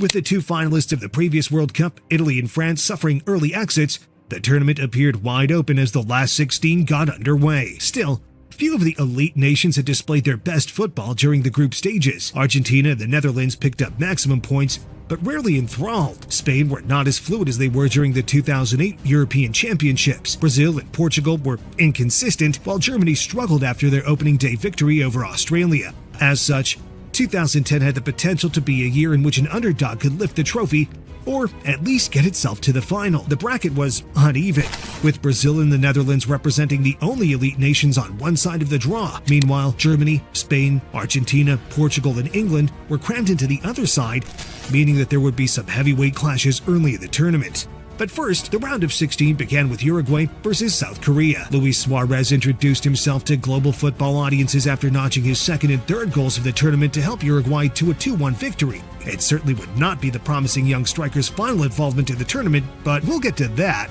later. After finishing top of Group C, the United States perhaps overestimated its footballing ability. Some naive U.S. supporters expected the team to dominate the World Cup as if it were basketball, but they were humbled within 5 minutes of their last 16 tie with Ghana as Kevin Prince Boateng established an early lead. The U.S. did manage to take the tie to extra time after a 62nd minute penalty from Donovan, but ultimately lost after Asamoah Gyan scored the winner after 93 minutes. The final 2 games of that side of the draw were the Netherlands versus Slovakia and Brazil versus Chile, with the winner of each tie facing off in the quarterfinals. With the Dutch and the Brazilians the clear favorites for their respective ties, it felt like a warm-up that would precede a star-studded quarterfinal. And there were no shocks. Goals from Arjen Robben and Wesley Sneijder helped the Dutch to a 2-1 victory, while Brazil swept aside their South American rivals with a 3-0 victory thanks to goals from Juan, Luis Fabiano, and Robinho. Despite entering the tournament without their trusted attackers of yesteryear, Ronaldo Nazario, Ronaldinho, and Rivaldo, Brazil were showing that they still knew how to find the back of the net. Whispers that they could lift a 6th World Cup trophy began to grow louder. But before they'd face the Netherlands in the quarterfinals, there were several huge games on the other side of the last 16 bracket, starting with Argentina versus Mexico. It was a game in which 3 of the era's most prominent attackers, Carlos Tevez, Gonzalo Higuain, and Javier Hernandez, got on the scoresheet for their respective teams, but Argentina ultimately cruised to the last 8 with a 3-1 win. While Lionel Messi was having a quiet tournament in front of goal, Tevez and Higuain were excelling, while Di Maria was providing creativity from the wing that made many wonder whether the Argentines could go all the way. But their route to the final would not be easy, as they'd face the winner of England versus Germany in the last 16, and the international rivalry produced one of the stories of the summer. On paper, England's team, featuring Steven Gerrard, Frank Lampard, and Wayne Rooney, should have been capable of at least competing with the Germans. But within minutes, it was clear that there was a huge gulf in class, with Germany's midfielders capable of producing intelligent passes and intricate off-ball movements that bamboozled England's defensive players. Yet, it was an uncharacteristic long ball from Manuel Neuer that went all the way to Miroslav Klose, who poked the ball into the net that opened the scoring. A second followed soon afterwards after Müller placed a ball to Lukas Podolski, who smashed the ball into the net. Matthew Upson pulled one back for England, and Lampard thought he had leveled it minutes later when his shot rebounded off the bar and crossed the line. But in the pre-goal line technology era, the goal wasn't spotted by the officials. England felt aggrieved by the refereeing decision, but even if it had been given, they were not as classy as the Germans on the day, who won the game 4-1 thanks to 2 second-half goals from Müller. As the English media started a manhunt on referee Jorge Larionda, many forgot that Paraguay and South Korea had a last 16 final tie of their own to play 2 days later. The 2 sides played out a goalless draw over 120 minutes before Paraguay won the game on penalties. Celebrations were initially exuberant until the players remembered that their quarterfinal tie would be against the winners of Spain versus Portugal. Neither Spain nor Portugal had ever lifted a World Cup trophy, but there was a feeling that both the Iberian Peninsula nations were getting closer. Spain had a squad filled with world-class talent that had already won the nation its first European championship, while Portugal had the brilliance of Ronaldo. The 2008 Ballon d'Or winner seemingly had the talent to win the tournament all by himself, but was yet to get going during the 2010 World Cup. He'd only scored once during the group stages and needed to produce something more memorable in the knockout phase to be within a chance of winning that year's Ballon d'Or, which seemed destined to be awarded to his nemesis, Messi. But it was Barca star David Villa that scored the game's only goal after 63 minutes, continuing Ronaldo's wait for a first international tournament. Despite Spain's victory, their performance was not as artistic or as fluid as many had hoped, with Vicente Del Bosque's team dominating possession but creating few meaningful goal-scoring opportunities. It was a pragmatic, possession-based style that had never been seen before. Tactical styles that were centered around possession were usually executed with free-flowing football and attacking movement, but Spain's rigid performance was the complete opposite. At this stage, few supporters believed that Spain had the creativity or pace to go on and win the tournament.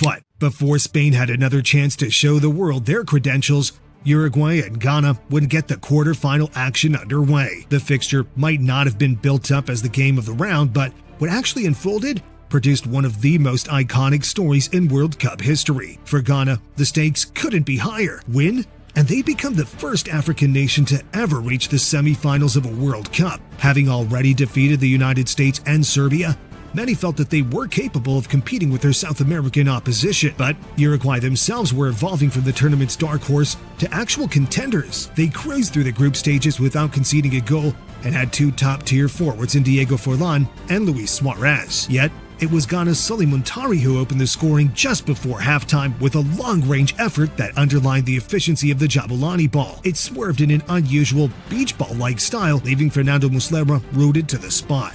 If Uruguay were aggrieved about the ball, their complaints would have been quieted 10 minutes into the second half when Forlan converted a free kick where the ball swerved in a similar way to make the score 1-1. Game on. Despite a flurry of chances for both teams, neither side can make a breakthrough during normal time or until the final stages of extra time when something happened that shocked the world. After a last-gasp attack from Ghana, Dominic Adia headed the ball that looked destined to end up in the back of the net, but Uruguay's star man Luis Suarez acted as a goalkeeper, making a dramatic save on the line by using his hands. It was an unprecedented act of unsportsmanlike behavior from Suarez, but can he be blamed? Given that his nation was on the brink of being knocked out of the World Cup at the time, the forward was not blamed by the Ghanaian players, who celebrated as Suarez received a straight red card. They were awarded a penalty that, if they scored, would make them the first African team to ever reach a World Cup semi-final. But Asamoah Gyan hit the bar from his penalty as the red-carded Luis Suarez celebrated disrespectfully on his way down the tunnel. It would be the final kick of extra time,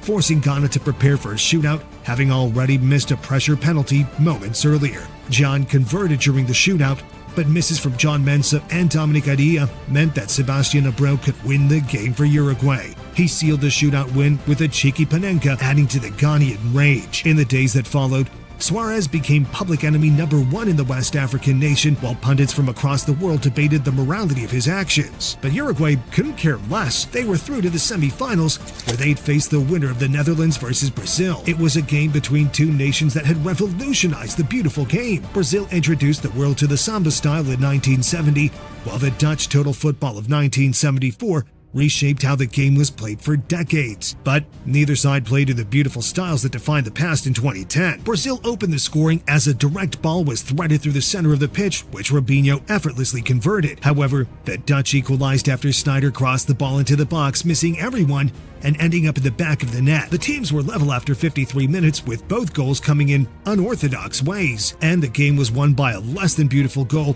as Sneijder headed home from a corner. The Netherlands were through, but the world was left questioning the quality of football at that summer's tournament. The following day, Argentina and Germany would have the chance to make up for the ugliness. Both sides had enjoyed strong tournaments, but Germany's 4-1 victory over England perhaps hinted that they were on a different level to any other team in the tournament, and it certainly appeared that way against Argentina too. Maradona's team needed a man to play in his image, yet Messi was nowhere to be seen. The Ballon d'Or winning forward started the game, but struggled to get involved as Germany's stars ran rampant in Cape Town. Müller opened the scoring with a header, and Klose tapped home an open goal to double their advantage. The elegant team didn't take their foot off the gas, as Bastian Schweinsteiger glided past several Argentine defenders before laying the ball off to Arne Friedrich for a simple finish. A miserable day for Argentina was rounded off by Klose, adding a fourth goal minutes from time. Germany was excellent and looked head and shoulders above any other side in the tournament, a claim that they'd have to earn in the next round as they'd face the winners of Paraguay against Spain. Paraguay's journey to the quarterfinals was admirable, but few expected them to pose many challenges to Spain's Barcelona-inspired team. But it was another ugly performance from Spain, who once again controlled possession while rarely having meaningful efforts on goal. Then, after 83 minutes, Iniesta produced a piece of magic by gliding past three defenders before placing the ball to Pedro, whose shot hit the post. But the ball landed to David Villa, who notched his fifth goal of the tournament, confirming a 1-0 victory that would take Spain to its first ever World Cup semi-final.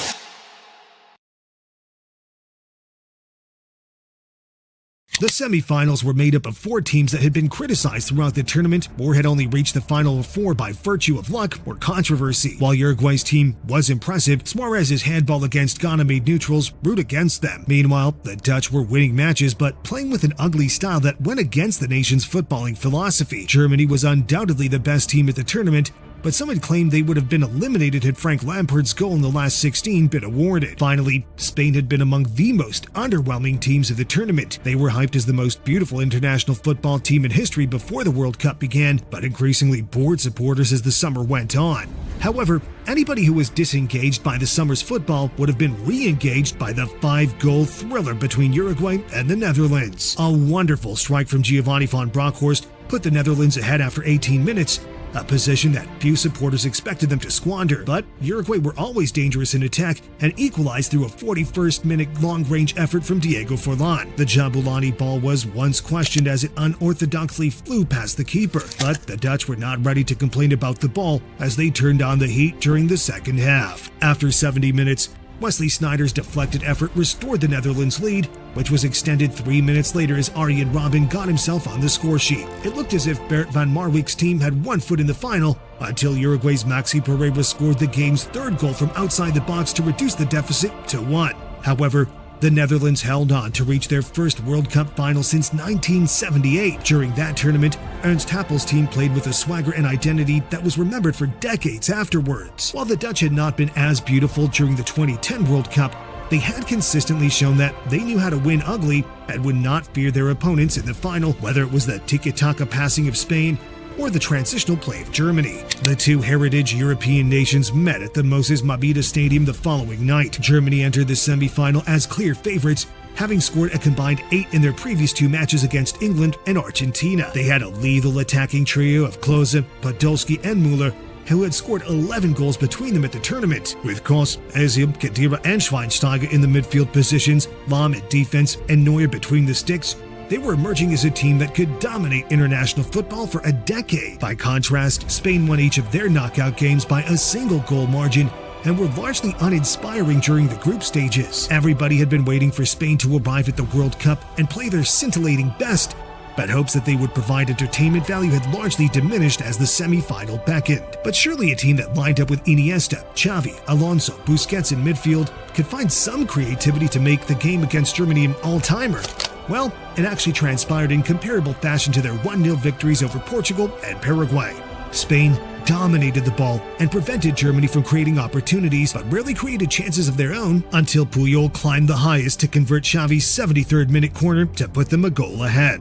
As Puyol ran off in celebration, Barcelona stars celebrated in the arms of Real Madrid icons. It was a powerful visual image that demonstrated that even though they had their differences at club level, they had put them behind them and were on the brink of helping Spain to reach its first ever World Cup final. They held on for the final 20 minutes and celebrated in an exuberant fashion that might be less visible if Spain qualify for this summer's World Cup final. While Barcelona and Real Madrid have always been the big boys at club level, the international team never had the same reputation on the world stage. Spain reaching a major final felt fresh, exciting, and new, and there was a growing sense that they could beat the Netherlands in the final. Even if they had not produced vintage football throughout the tournament, their team was far superior to the Dutch player for player. However, the Netherlands, also using a pragmatic approach, it was set to be a final that would be won by discipline, structure, and conservatism rather than the expressive football that's associated with the two nations. But few could have predicted just how ugly the 2010 World Cup final would be.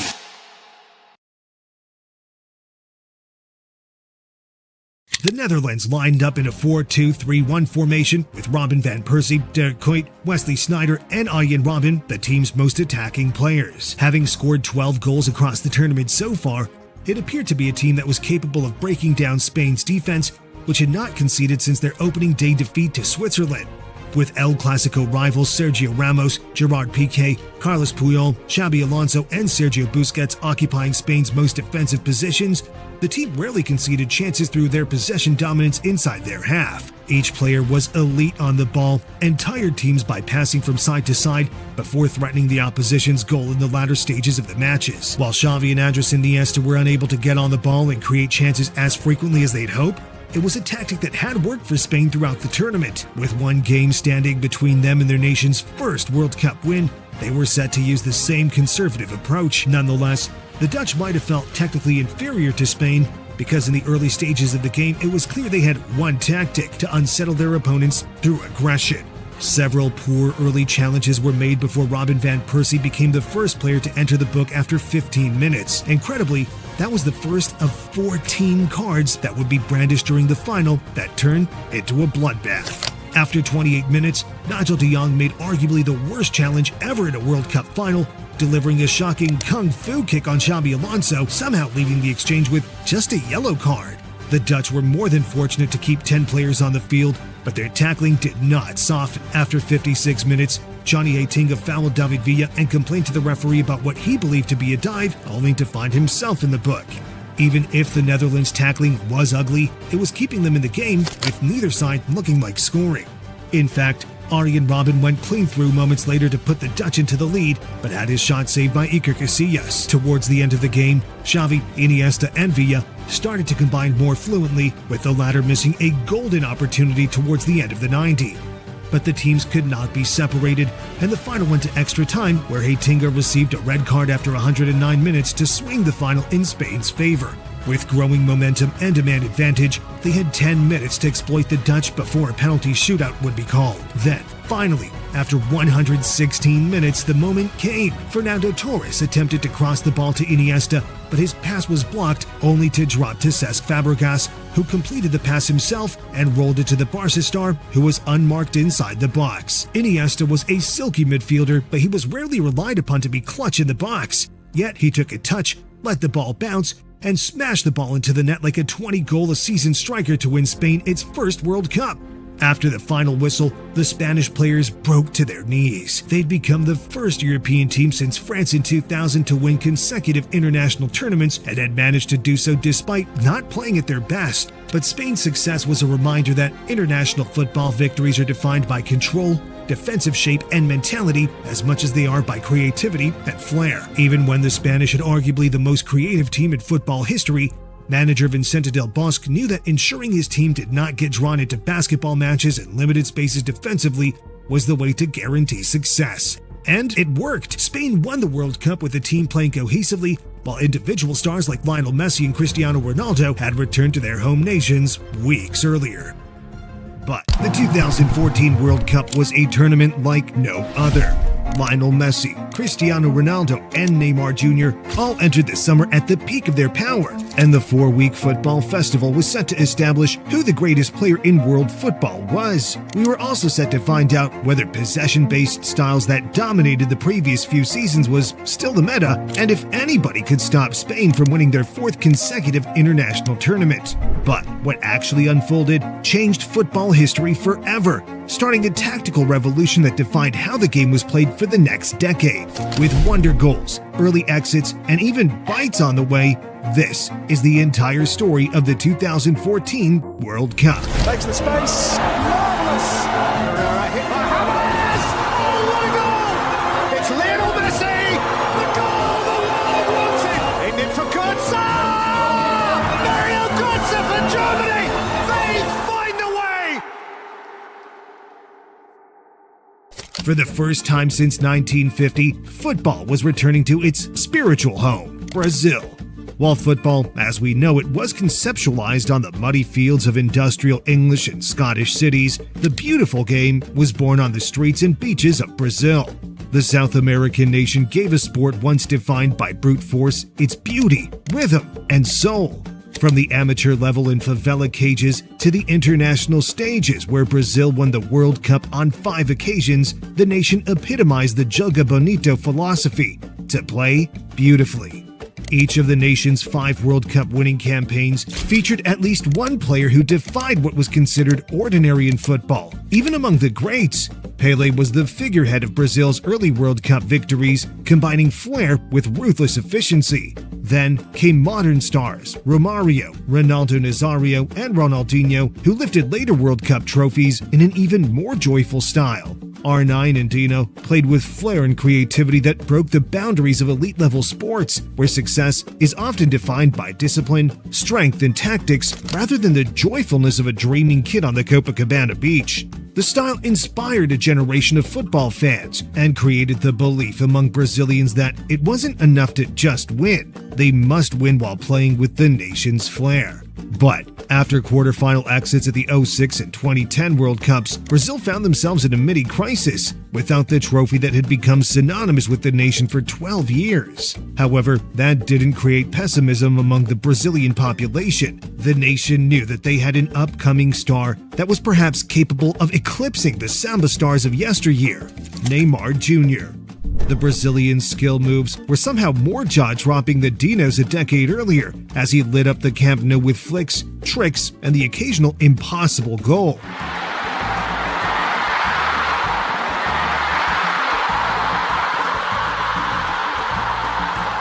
There would be nothing more poetic than for the nation's most artistic player to win the nation's 6th World Cup trophy on home soil. But Neymar and Brazil had a competition. Inspired by the equally expressive tiki-taka football of Pep Guardiola's Barcelona stars, Spain won 3 consecutive trophies, the 08 and 12 European Championships, along with the 2010 World Cup, and appeared destined to win another. Meanwhile, Argentina had prime-age Lionel Messi, and Portugal's Cristiano Ronaldo had just come off the back of a Champions League winning campaign where he'd scored 51 goals in just 47 appearances in all competitions. With all-time greats in their prime, the 2014 World Cup was set to be a tournament that would crown a new king of the game.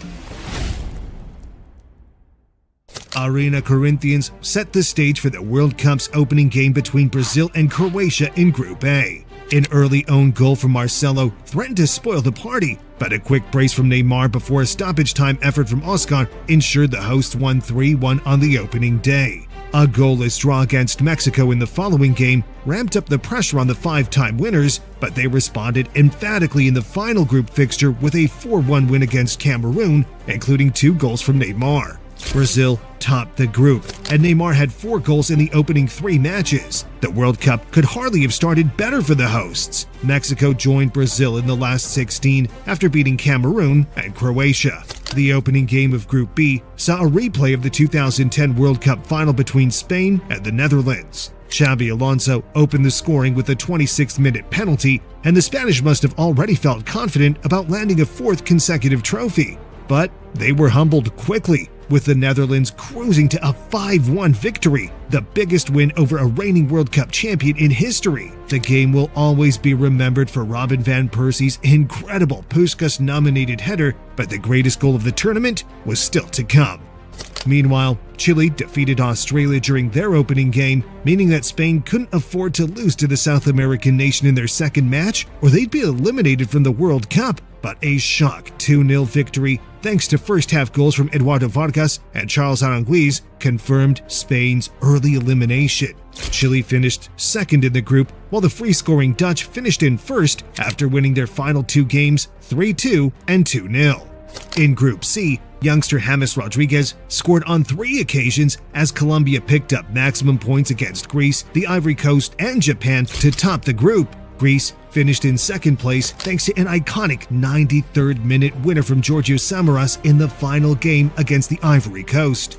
Group D nations Italy, Uruguay, and England shared 7 previous World Cup triumphs between them, meaning few gave minnows Costa Rica a chance of progression. But shock victories over Italy and Uruguay, followed by a draw in the final game against England, meant that Costa Rica pulled off one of the greatest group stage shocks of all time. Uruguay joined them in the knockout stages, while England and Italy were left re-evaluating their footballing philosophies after picking up just 1 and 3 points respectively. France topped Group E after winning 3-0 and 5-2 against Honduras and Switzerland before drawing 0-0 to Ecuador in the final group game. The French were joined in the knockouts by Switzerland, who were dragged to the knockout stages thanks to the 4 goals of their international tournament specialist Xherdan Shaqiri. Despite picking up 9 points, Argentina were unconvincing in Group F. They won each game by a 1-goal margin and relied on the magic of Messi, who scored 4 times to get them out of jail in each game. Nigeria finished in second position after picking up 4 points from their games against Iran and Bosnia. In Group G, 2012 European Championship finalists Germany were on fire, beating Portugal 4-0 in their opening game. A young team featuring Thomas Müller, Toni Kroos, and Mesut Özil played as a cohesive unit, embarrassing the individualism of Ronaldo. Germany's performances were less blistering in their following two games, with a 2-2 draw against Ghana coming before a 2-1 win against the US, but it was enough for the three-time winners to qualify as group leaders and establish themselves as early contenders for the trophy. Meanwhile, Portugal exited after finishing behind the US on goal difference, with Ronaldo only netting on a solitary occasion. Elsewhere, Belgium dominated Group H, picking up maximum points thanks to their wins against Algeria, Russia, and South Korea. They finished 5 points clear of second-placed Algeria, who qualified after beating South Korea and drawing with Russia. With Spain, Portugal, Italy, and England each crashing out during the group stages, the 2014 World Cup had the potential to be the year of the underdog. Nations like Costa Rica, Colombia, and the US were thriving against all odds, but arguably no underdog looked as capable as Chile. The nation had only previously progressed beyond the group stages on 2 occasions, yet expectations were high with their most talented team for a generation, featuring Alexis Sanchez and Arturo Vidal. The duo were world-class, shining for Barcelona and Juventus respectively, but faced Brazil in the last 16. The hosts started electrically, opening the scoring after 18 minutes when David Luiz converted from a corner. However, Chile equalized 12 minutes later as Sanchez notched his second of the tournament. Incredibly, Chile outperformed Brazil throughout the second half, forcing the game to extra time and eventually penalties, with Neymar ghosting throughout. An upset felt plausible as the teams lined up in the center circle until misses from Mauricio Pinilla, Alexis Sanchez, and Gonzalo Jara allowed Neymar to score the match-winning penalty. Neymar is a stumbling run. Brazil have squeaked into the quarterfinals. The nation's supporters were unconvinced by Luis Felipe Scolari's pragmatic approach, but Brazil were through, only by the skin of their teeth. Speaking of teeth, Brazil would face the winner of Colombia versus Uruguay in the quarterfinals, with the latter without their talisman Luis Suarez, who was suspended after biting Giorgio Chiellini during the group stages. Still, Uruguay lined up with Edinson Cavani and Diego Forlan in attack and looked capable of knocking out their South American rivals. But it was Colombia's James Rodriguez who stole the show, producing a 2-goal performance among the greatest of the tournament. His first goal was sublime. The ball dropped 30 yards from goal. Rodriguez elegantly controlled it with his chest before swiveling and volleying it into the net. The strike was the best goal in Colombian history and one of the most astonishing of any World Cup ever. Rodriguez's second goal was less spectacular, but it secured a 2-0 win for Colombia and, ultimately, a move to Real Madrid later that summer. After the excitement of the all-South American tie, the Netherlands faced Mexico, who had been eliminated in the last 16 in each of their last 5 tournaments.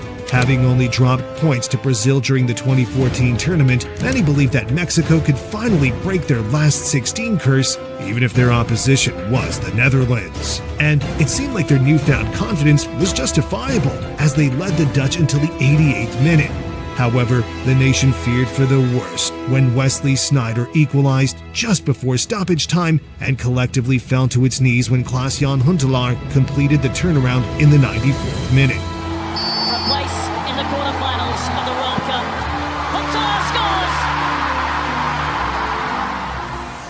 Adding to the Dutch elation, they knew that they'd face the winners of Costa Rica versus Greece in the tournament's quarterfinal, giving them a favorable route to the final.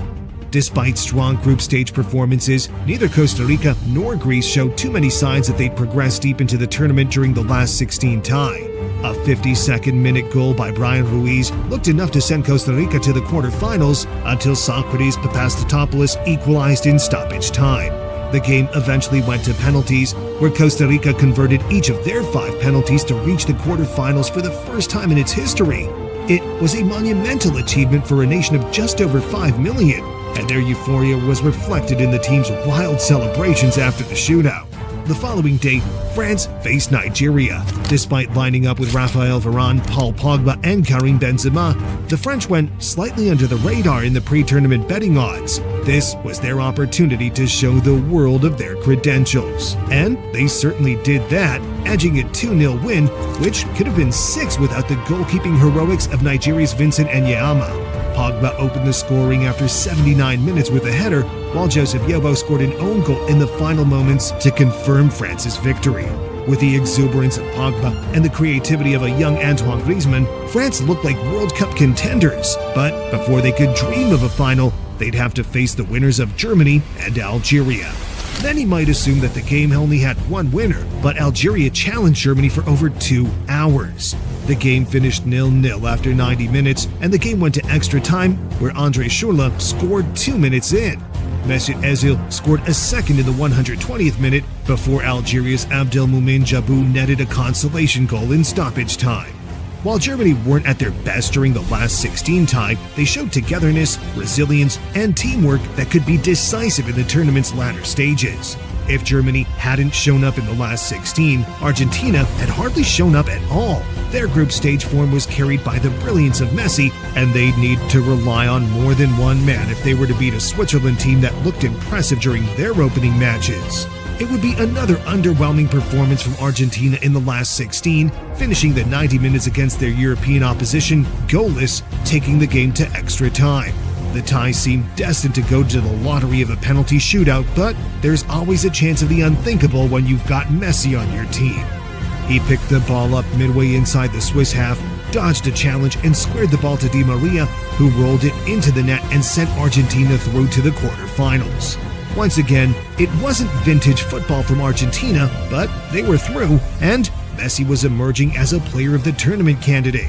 They'd face the winner of Belgium versus the US in the quarterfinals. Many expected Belgium to slaughter their opponents, but the US took the game to extra time after no goals were scored during normal time. Kevin De Bruyne opened the scoring 3 minutes into extra time before Romelu Lukaku added a second 10 minutes later. The US's valiant World Cup effort continued as Julian Green scored to make it 2-1 with 13 minutes remaining, but they were unable to square the game, crashing out of the tournament. Still, it was a World Cup in which the US had drawn with Portugal and Belgium during normal time and only narrowly lost to Germany, symbolizing an improvement on their recent tournament performances and offering reason for optimism about the nation's footballing future. But now, very quickly before we head into the next round, I'd really appreciate it if you could subscribe to the channel. I'm trying to get to 200,000 subscribers this year, and I can't do it without you. It's free, and you can always unsubscribe later.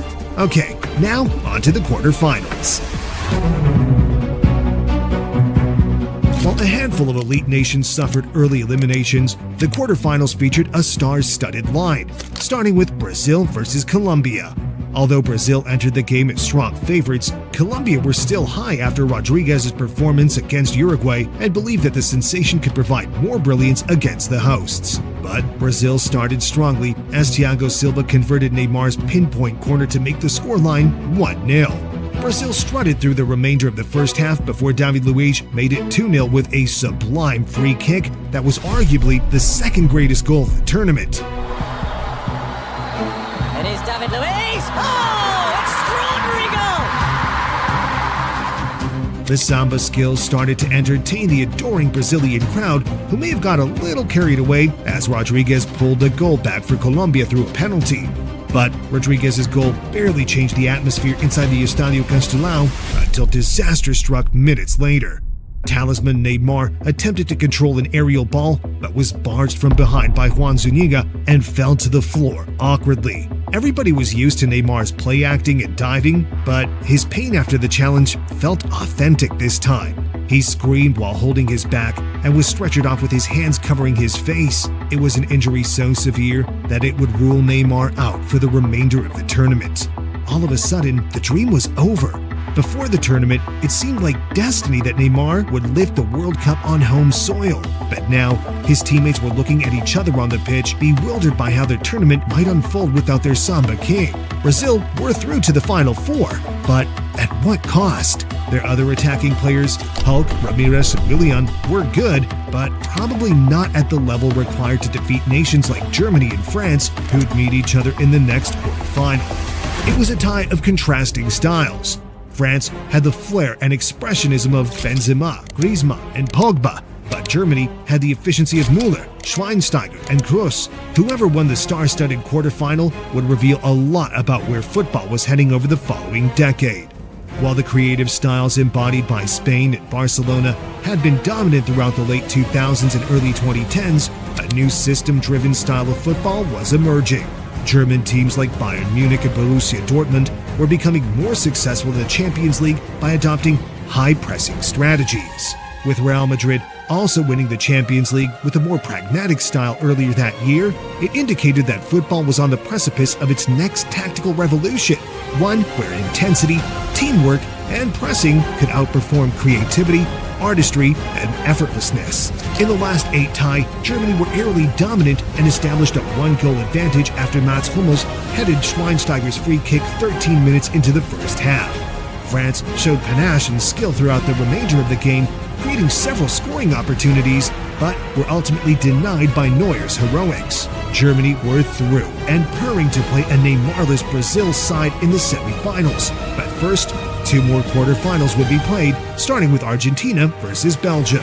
While Belgium had won every game they played during the World Cup, their performances had been underwhelming. Like Argentina, each of their group stage victories was won by a single goal, while Mark Wilmots's team made hard work of the win against the US. For a team containing stars in almost every position, it was mediocre. With neither side firing on all cylinders, it was always likely that Messi could be the difference. 7 minutes into the game, Leo picked the ball up near the halfway line and completed a clever 360-degree spin before laying the ball off to Di Maria, who placed a ball to Gonzalo Higuain to finish intelligently. The goal gave Argentina a 1-goal advantage, and while they were not as fluid as many had hoped they'd be in attack, they'd already registered 3 clean sheets during the tournament and looked set to complete another against Belgium. The European side created few meaningful chances against Argentina's rock-solid defense and eventually lost 1-0, crashing out at the quarterfinals. As Argentina and Messi celebrated, they knew that their likely semifinal opponents would be the Netherlands, who faced Costa Rica in the quarterfinals. But once again, the tiny nation played remarkably.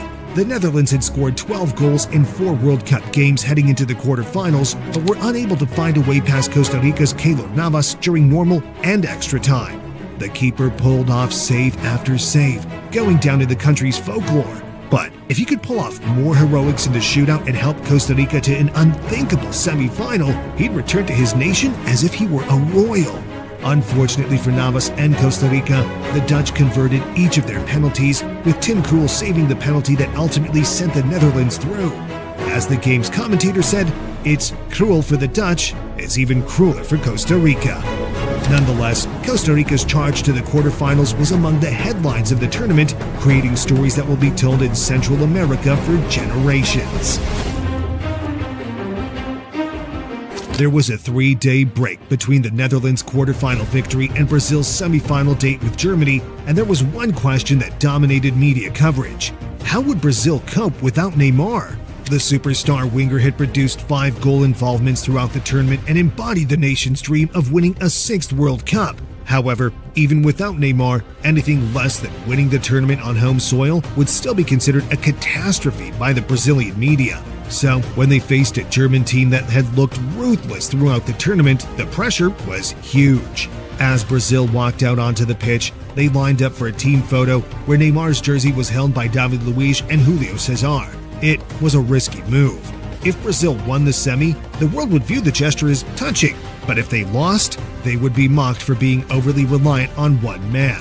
After all, while Brazil's great teams in the past included standout talents like Ronaldinho, R9, and Pelé, they were well-rounded squads with several players who were capable of being match winners. But as the TV camera panned across the Brazil starting lineup, there was an apparent lack of superstar talent. Still, it was Brazil's defensive players who allowed Germany to establish an early advantage as the unmarked Müller converted a corner after 10 minutes. A 1-goal deficit against the Germans wasn't ideal, but not disastrous. However, a crazy 6-minute period in which Brazil conceded 4 times effectively ended the tie after 28 minutes. The 6 minutes of mayhem rewrote the history books.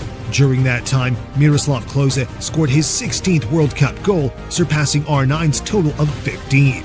Brazil's World Cup legacy was being tarnished before their eyes. With Germany already on 3 World Cup wins, a trophy during this tournament would put them 1 behind Brazil, threatening the nation's status as the undisputed soul of football.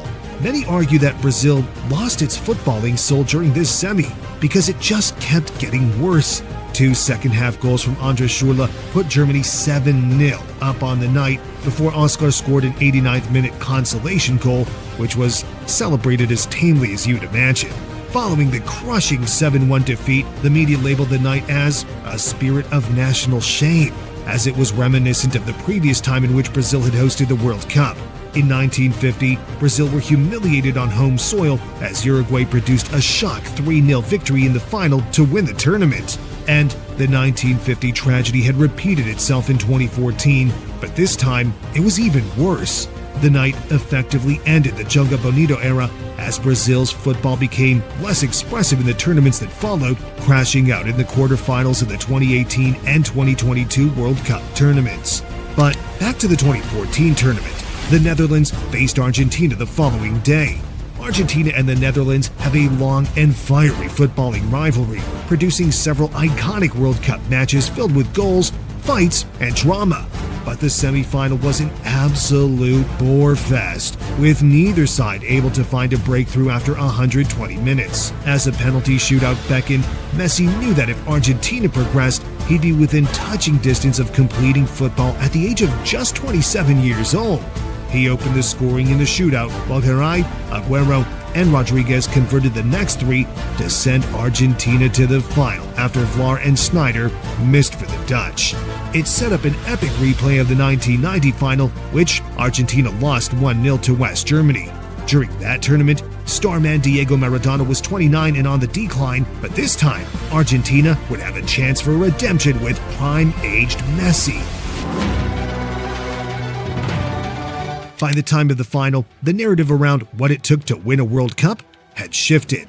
The footballing world saw Ronaldo's Portugal limp out in the group stages, Neymar's Brazil capitulate without their star man, and Messi's Argentina trudge through the tournament, often relying on moments of individual brilliance.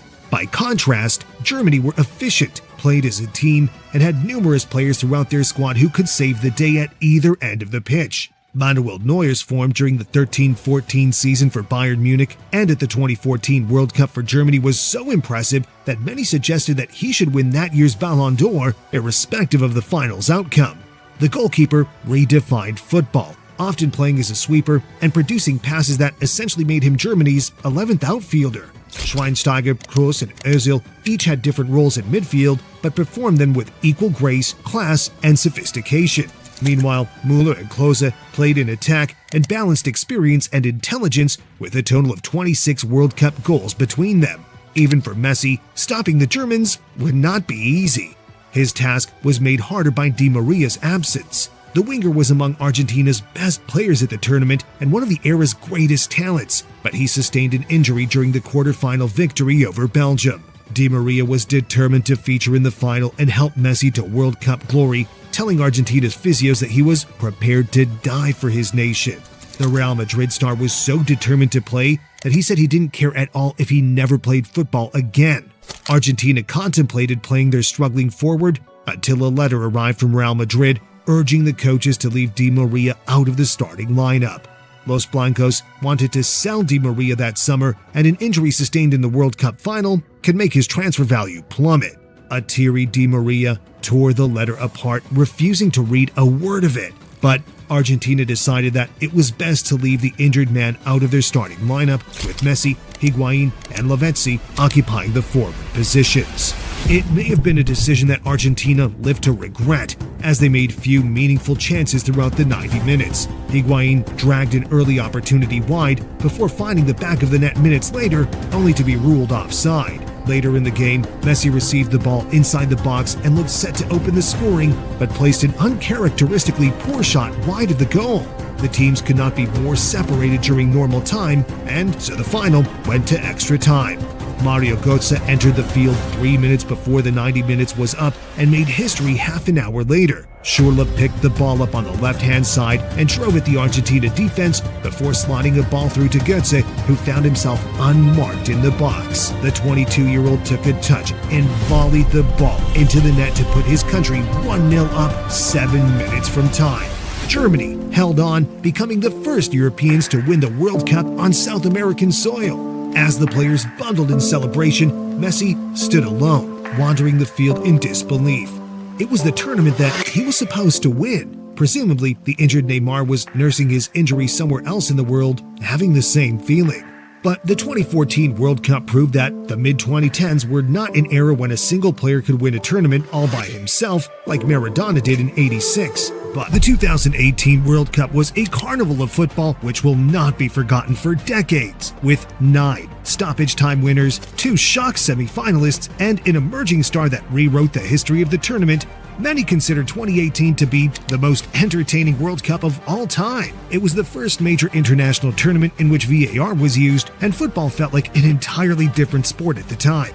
Legends led almost every major nation, with prime-age stars such as Neymar, Cristiano Ronaldo, and Lionel Messi striving to win their respective first World Cup trophies. But somehow, it wasn't these major stars who lit up the tournament, but instead an electric 19-year-old who did the unthinkable.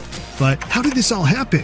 This is the entire story of the 2018 World Cup. Now, very quickly before we get into the drama, I'm going to be covering all things World Cup over the coming months, and all I ask is that you subscribe to the channel. It would mean the world to me if we could get 200,000 subscribers this year, and I know we can do it. Okay, now let's get into the video. There was something mysterious about the 2018 World Cup. It wasn't like other tournaments played during the 21st century, like Brazil 2014 and Germany 2006, where the nations were intertwined with the history of the beautiful game and the stadiums were recognizable to casual supporters around the world. Russian football had received limited media representation, forcing many to believe that it was a land filled with crazy football hooligans ready to cause havoc on traveling supporters. Also, taking into account the nation's controversial political ideology, it was a tournament that convinced people as it went along rather than one that was eagerly anticipated for months in advance. But sticking to on-field matters, the 2018 tournament always had the potential to be special. Ronaldo and Messi were at the peak of their powers and tied on 5 Ballon d'Or trophies each. CR7 scored 15 goals during Real Madrid's triumphant Champions League campaign and appeared the most likely candidate to win that year's Ballon d'Or with or without clinching the World Cup that summer.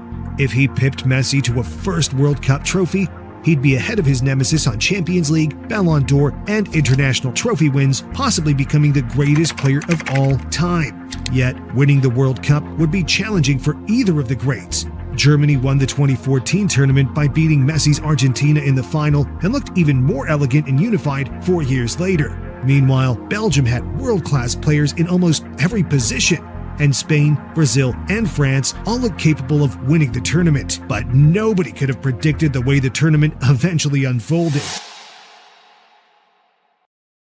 Russia's World Cup opening ceremony was spectacular, but appeared ordinary compared to the football performance that followed. They thrashed Saudi Arabia 5-0 on the opening night of the tournament before defeating Egypt 3-1 5 nights later to top Group A ahead of the final game against Uruguay. The South American nation also won their opening 2 group games 1-0 before beating Russia 3-0 in the final game to progress to the knockout stages as group leaders. Group B was equally enthralling.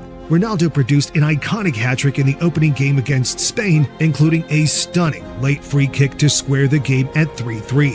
Ronaldo netted for a 4th time during the tournament during a 1-0 win against Morocco on matchday 2 before drawing to Iran in the final game due to a last-minute penalty from Karim Farid. The draw meant that Spain, who drew with Morocco but beat Iran, advanced to the knockout stages as group leaders, with Portugal joining them in 2nd place. In Group C, France trudged through their opening 2 games, beating Australia 2-1 and Peru 1-0, where the youngster Kylian Mbappe scored the tie's only goal. Mbappe was already among the game's most exciting youngsters, having shocked the world with his 16-17 Champions League campaign for Monaco. But after transferring to PSG and crashing out of the Champions League last 16 the following season, the 2018 World Cup was Mbappe's next chance to prove that he could become the game's greatest.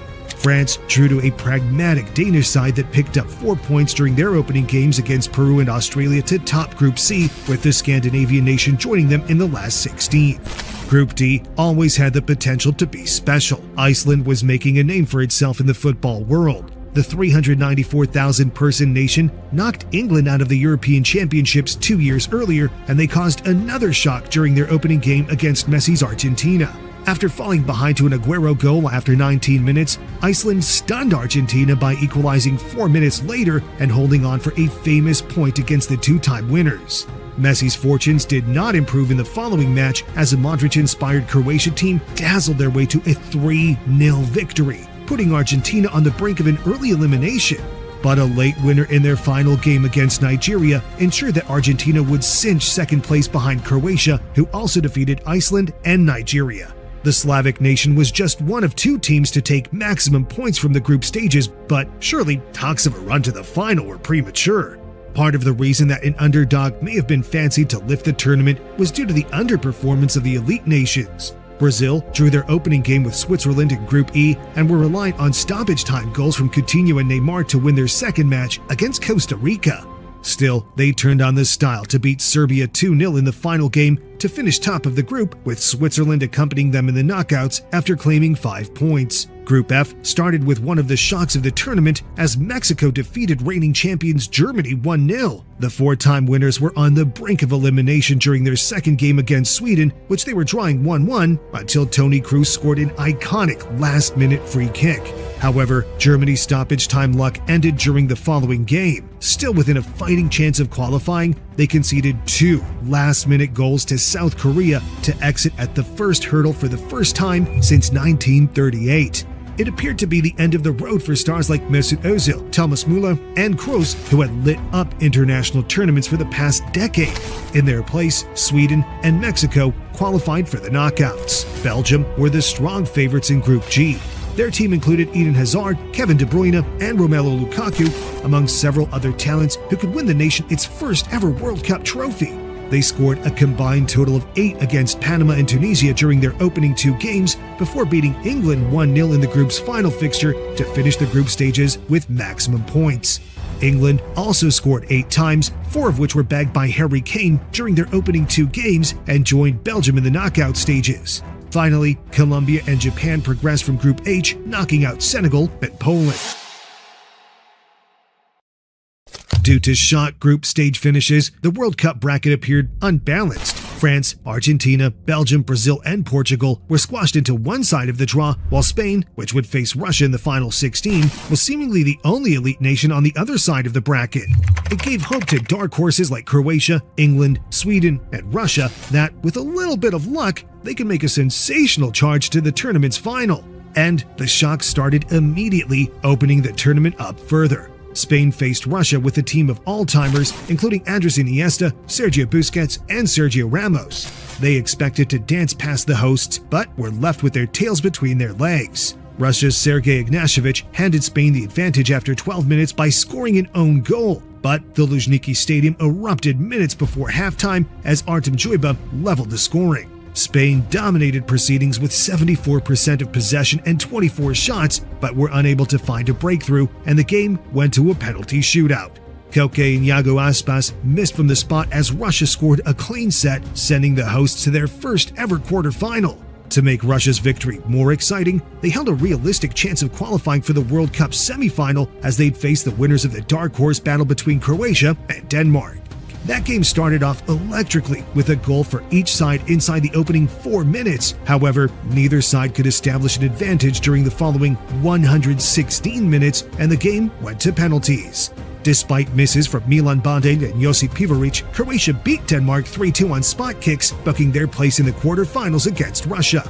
Meanwhile, Sweden faced Switzerland in a last 16 battle between 2 lesser-fancied nations. The Swedes conceded 63% of possession and 18 shots, but advanced to the quarterfinals with Emil Forsberg scoring the game's only goal after 66 minutes. Life after Zlatan Ibrahimovic didn't appear too bad after all. They'd face the winner of an evenly matched last 16 game between England and Colombia. Gareth Southgate's young team established a lead through Harry Kane's 5th goal of the tournament, but were devastated by a 93rd-minute equalizer from Yerry Mina. England had lost every single World Cup penalty shootout they'd ever competed in and entered a collective state of dread as the clock ticked closer to penalty kicks. But the nation was elated after Eric Dyer withstood the pressure and scored the decisive penalty kick to set up a quarterfinal date with Sweden. Whispers of "it's coming home" transcended into drunken bellows that showed no signs of quieting for the following few weeks. On the other side of the draw, elite nations would clash every couple of days, starting with the game of the tournament contender, France versus Argentina. During a tie in which legends of the game collided, it was an emerging star that stole the glory. After 11 minutes, Mbappe steamrolled 50 yards with the ball into the box like an Olympic sprinter before being taken down to give France a penalty. From this very moment, it was clear that a superstar had been born. Antoine Griezmann converted from the spot kick after 12 minutes, but Angel Di Maria leveled the scoring with a screamer before halftime, 1-1. Shortly after the break, Messi swiveled and took a shot that deflected off Gabriel Mercado to send Argentina into the lead, but nobody was prepared for what would happen next.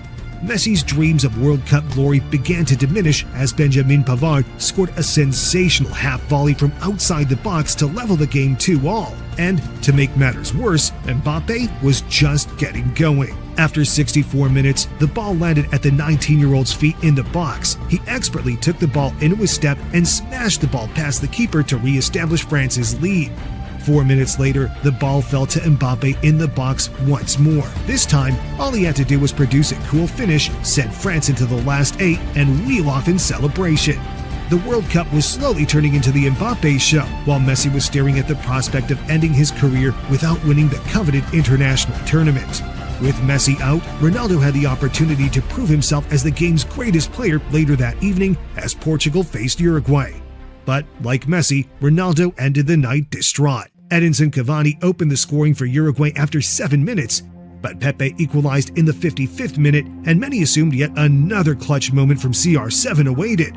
But it was Cavani who stole the show, adding a second goal of the evening and ultimately helping his nation reach the tournament's final 8. Elsewhere, Brazil were convincing during their 2-0 victory against Mexico thanks to goals from Neymar and Bobby Firmino. The South American nation were warming into the tournament, and with a handful of elite countries already fallen, a 6th World Cup triumph looked more than achievable. But to win the 2018 tournament, they'd have to avoid a 2014-style embarrassment. They knew that if Belgium defeated Japan in the last 16, they'd face the star-studded side in the quarterfinals. So, all Brazilian eyes were glued to the Rostov Arena later that evening. And it looked like Brazilian supporters would get their wish and face Japan in the quarterfinals after goals from Genki Haraguchi and Takashi Inui sent the Asian nation into a shock 2-0 advantage. But strikes from Jan Vertonghen and Marouane Fellaini leveled the game after 74 minutes before Nasser Chadli broke Japanese hearts by completing the comeback in injury time, concluding an epic round of last 16 fixtures. With Portugal, Spain, and Argentina joining Germany on early flights home, the quarterfinals were without several of the tournament's favorites. While it meant that there were fewer head-to-head games between elite teams than usual, almost every game at the World Cup felt completely unpredictable, and the shocks wouldn't stop in the quarterfinals. But one outcome had become a formality throughout the tournament: France's domination. After securing 7 points in the group stages and putting 4 past Argentina in the last knockout round, France were establishing themselves as World Cup favorites. Even beyond Mbappe, their squad was stacked, and they needed their team against Uruguay because the 19-year-old suffered a shoulder injury mid-game. Rafael Varane and Samuel Umtiti combined to complete a stellar center-back partnership. N'Golo Kante and Paul Pogba provided a combination of industrious running and indescribable skill in the middle of the park. Antoine Griezmann provided quality in attack, while Olivier Giroud served as an underrated focal point. And it didn't take long for their quality to shine through. After 40 minutes, Griezmann delivered a pinpoint free kick, which Umtiti elegantly headed into the back of the net, while Griezmann got himself on the scoresheet on the other side of the interval by smashing an effort at Fernando Muslera, who spilt the ball and let it trickle in. France beat Uruguay 2-0, setting up a semi-final battle between the winner of Belgium versus Brazil. Brazil and Belgium were 2 of the strongest teams at the 2018 World Cup. Had the teams met in the final, nobody would have been surprised. It was a battle between Neymar and Hazard, Coutinho and De Bruyne, and Thiago Silva and company. But Brazil's chances were almost instantly dented. A lethal corner taken by Nasser Chadli deflected off Fernandinho into the Brazil goal before the game had really got going, 1-0. After 31 minutes, De Bruyne added a second by powering his shot from the edge of the box into the corner's left goal. The score was 2-0, and Belgium were on the brink of reaching their first World Cup semi-final in 32 years. Belgium maintained their 2-goal advantage until the 76th minute when Renato Augusto pulled one back, but it was too late for Brazil. Company and co. would march on to face France in the semi-final, but first, 2 more epic quarter-final ties were played. England's young team, featuring Harry Kane, Dele Alli, John Stones, and Kyle Walker, was growing in confidence, but the nation had been let down in too many recent international tournaments to approach the quarterfinal versus Sweden as anything other than a challenge. After all, the Swedes had only conceded twice throughout the entirety of the 2018 World Cup, but they were yet to face Harry Maguire. At the time, Maguire was just 25 years old and hadn't yet become a meme online. The center-back smashed a header past Robin Olsen to open the scoring after 39 minutes before Dele Alli doubled England's advantage with another header after 59 minutes. The Three Lions were through to their first World Cup semi-final since 1990, and the hope of reaching a first final since 1966 was exploding as England knew that they'd face the winner of Croatia and Russia in the next round. Neither Croatia nor Russia were listed among the favorites before the World Cup began, but both nations had enjoyed undeniably strong tournaments. Croatia picked up maximum points from the group stages and had already defeated Argentina and Brazil, while Russia's 8 group stage goals and penalty shootout victory over Spain made them hard to ignore. Denis Cheryshev opened the scoring for Russia after 31 minutes, but Andrei Kramaric leveled the scoring just a few minutes later. The game remained deadlocked for the rest of the 90 minutes, forcing an erratic extra time period where both sides scored again thanks to goals from Domagoj Vida and Mario Fernandes. For the second round in a row, the fates of Croatia and Russia would be decided by a penalty shootout. Russia's Fyodor Smolov missed the first penalty, while Marcelo Brozovic scored for Croatia. During the next round, Mateo Kovacic missed for Croatia, giving Russia hope, but a miss from Mario Fernandes later in the shootout ultimately booked Croatia's place in the Final Four. It was set to be a semi-final like no other, with fewer previous World Cup winners participating than any tournament since 1998. While England and France had each won the World Cup on a solitary occasion, neither Croatia nor Belgium had ever reached a final, let alone lifted the trophy. Given that the tournament had already featured 9 winning goals in added time, 5 more than any other World Cup, it was set to be a semi-final week of mayhem. First, France faced Belgium at Krastomski Stadium. During the first half, chances were squandered at both ends, but the sides entered the break level. 6 minutes into the second half, there was a breakthrough. Umtiti continued his fine form and converted Griezmann's cross to put France into the lead. The duo had both produced world-class performances throughout the World Cup and were establishing themselves as player of the tournament contenders should Mbappe fail to continue working his magic. The 19-year-old was uncharacteristically quiet throughout the remainder of the semi-final against Belgium, but France held on to their 1-0 lead without having to withstand too much pressure from their opponents. It marked the first time that the French had reached a World Cup final since their 2006 defeat to Italy, where Zinedine Zidane shockingly headbutted Marco Materazzi to receive a red card in extra time. While Zizou was playing his final game during that final, their new talisman had his entire career ahead of him, eager to establish a World Cup legacy alongside the greats. But before Mbappe and his French teammates would step onto the field again for the World Cup final, they'd watch the tournament's other semi-final, England versus Croatia. Gareth Southgate had culturally revolutionized England, completing the impossible task of making the media, supporters, and players work together rather than against one another. The result was deadly. While the English did not have the most technically gifted or experienced team of the 2018 World Cup, they developed a chemistry, likability, and passion that made supporters slowly start to dream of a first World Cup win since 1966. But their Croatian opponents weren't an easy match. While the nation only has 3.87 million inhabitants compared to England's 58 million, some of those citizens included stars like Luka Modric, Ivan Perisic, Mateo Kovacic, and Ivan Rakitic. It's a terrific footballing nation that defies its size, and they were determined to make history and become the smallest nation by population to ever win the World Cup. But the semi-final did not start well for the Croatians. After 4 minutes, fullback Kieran Trippier struck a glorious free kick from 30 yards out to put England into the lead. The players celebrated in a bundle as if they'd already won the tournament, but the remainder of the game did not go as expected. Overwhelmed by the pressure of leading a World Cup semi-final, England sat back and allowed Croatia to attack. Given that England had been so free-scoring throughout the tournament, it seemed a misguided tactic. And eventually, Croatia made England pay with an equalizer from Perisic midway through the second half. By this point, the game's momentum had shifted, and Croatia looked more likely to secure a winner as the game went into extra time. After 108 minutes, Mario Mandzukic broke the hearts of a football-obsessed nation by converting from inside the box and sending Croatia to its first ever World Cup final. The celebrations from the Croatia players and fans after the game were wild, but after the dust had settled, they must have felt fearful knowing that their World Cup final opponents were France and Mbappe. France versus Croatia, Mbappe versus Modric. The final would be a battle between arguably the most dominant international force of the last 20 against an opponent rarely considered as anything more than a dark horse. The French won the World Cup in '98 and reached the final in '06. Their European Championships record was equally stellar, winning the trophy in 2000 and reaching a final in 2016. It was time for a new generation of players to weave their names in the history of one of football's most iconic nations. Mbappe was playing in the image of Thierry Henry. Griezmann had similarities to Michel Platini, while Pogba had moments of genius comparable to Zidane. But like the legends of yesteryear, they'd have to beat an impressive team to get their hands on the trophy. Modric produced a World Cup campaign that made him a frontrunner for the Ballon d'Or, having already won the Champions League with Real Madrid. Subasic was like a brick wall in goal, while Rakitic, Perisic, and Mandzukic offered elite quality elsewhere on the field. It was clear that Croatia was not just a dark horse and could genuinely challenge France in a final that the world would stop to watch.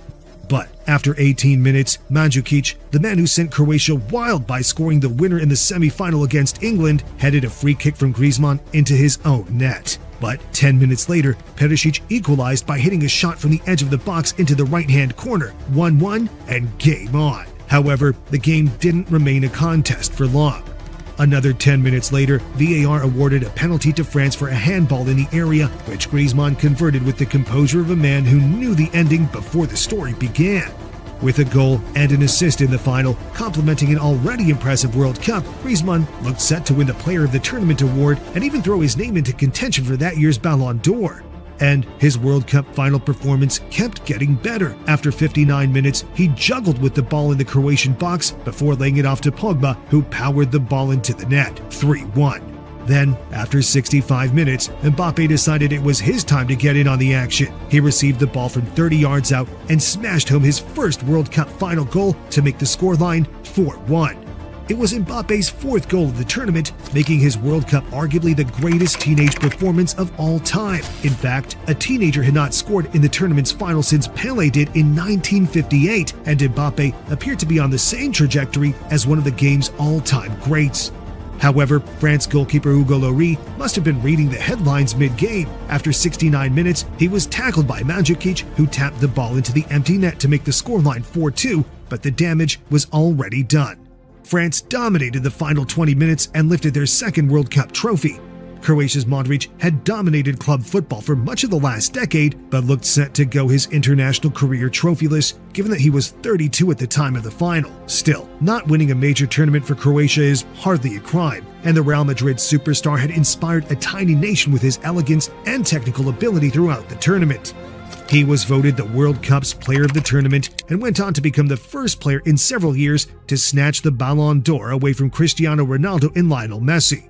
So, a tournament which was supposed to indicate who was superior between Ronaldo and Messi eventually showed that, while their greatness was incomparable to anything else on the planet, international football is as much about leadership, chemistry, and spirit as it is about individual quality. Then, every World Cup is iconic, but the 2022 tournament might just have been the most iconic of all time. Both Lionel Messi and Cristiano Ronaldo approached their mid-30s, and the debate of who had the superior career was approaching its crescendo. But going beyond just these two, Neymar was reaching the tail end of his prime and was desperate to bring the trophy home to Brazil to finally be considered as a true legend of his country. This tournament could have been considered the finale of this era of football, and with some of the most brutal games, shocking moments, and craziest goals all ending with the most exciting final in the history of the sport, it's hard to agree this wasn't the greatest World Cup of all time. So, without further ado, this is the entire story of the 2022 World Cup and why it was the greatest international tournament in history. Mbappe! Oh, wow! Croatia, for the second time! The Morocco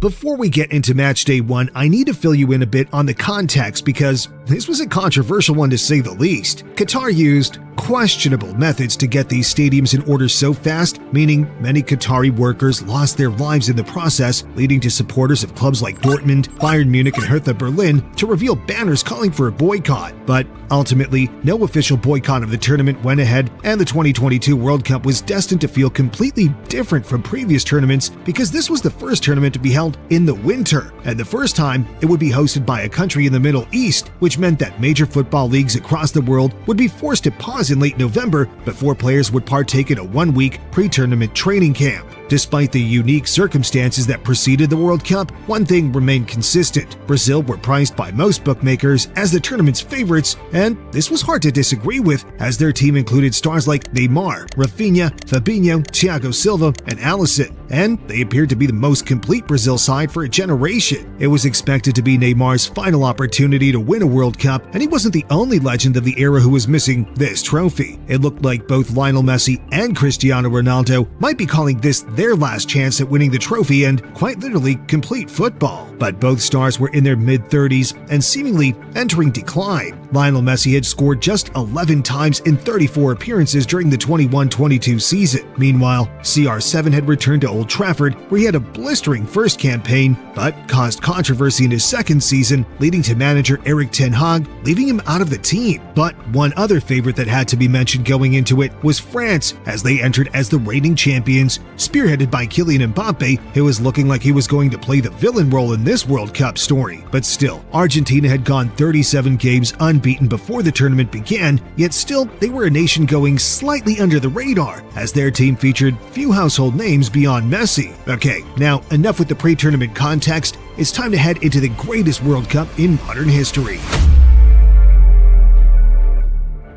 Starting with Group A, the Netherlands beat Qatar and Senegal and drew with Ecuador to finish in first position. And despite their defeat to the Netherlands, Senegal finished in second position after beating the bottom two sides in the group. Group B featured England, the US, Wales, and Iran, and with England fresh off the back of a Euros final in 2021, they were among the favorites to actually win the World Cup. But who are we kidding? They hit 6 against Iran and 3 against Wales to go top of the group with 7 points, while the US finished in second place after drawing with England and Wales before beating Iran. But one of the biggest shocks of the group stages occurred in Group C when Saudi Arabia kicked off their tournament by defeating Argentina 2-1. This was a shock. Messi was past it. Messi was not going to win the World Cup in his career. This was the talk at this point in the tournament at this time, and as Messi's head was hung in shame, who could have predicted otherwise? But 2-0 victories against Mexico and Poland ensured the South American nation still topped the group and gave them a lifeline and a chance in the next round. They were also joined in the knockouts by Poland, who beat Saudi Arabia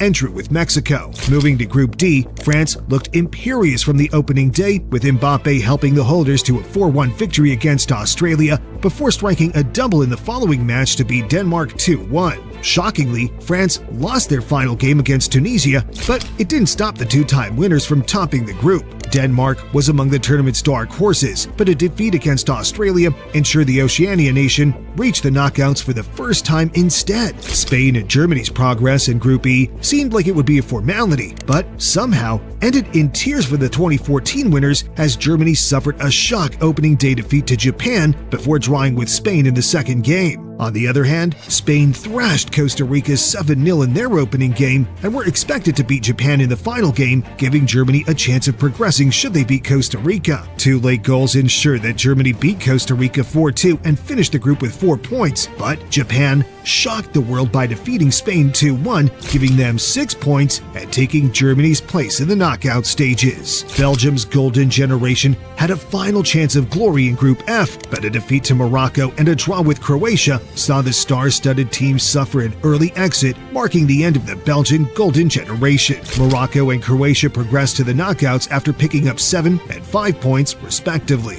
Moving to Group G, Brazil trudged to a 2-0 victory over Serbia on the opening day before a late Casemiro goal sealed a 1-0 victory over Switzerland in the second game. It wasn't a display of free-flowing Samba football, and their clear weaknesses were exposed during a final day defeat to Cameroon. Still, they topped the group and be accompanied by by Switzerland, who beat Serbia and Cameroon in the knockout stages. But now all eyes turn to Group H, where CR7 opened the scoring for Portugal during a 3-2 victory over Ghana. They'd go on to beat Uruguay and lose to South Korea to top a group that they never looked entirely comfortable in. While South Korea's final day victory over Portugal and draw with Uruguay ensured they'd finish second, the story of the group came from Ghana versus Uruguay. The teams met during the 2010 World Cup when Luis Suarez controversially handballed a shot on the line to prevent Ghana from becoming the first African nation to reach the semifinals. Ghana had 3 points before the game and had a chance of progressing to the knockout stages before the game with Suarez's Uruguay on the final day.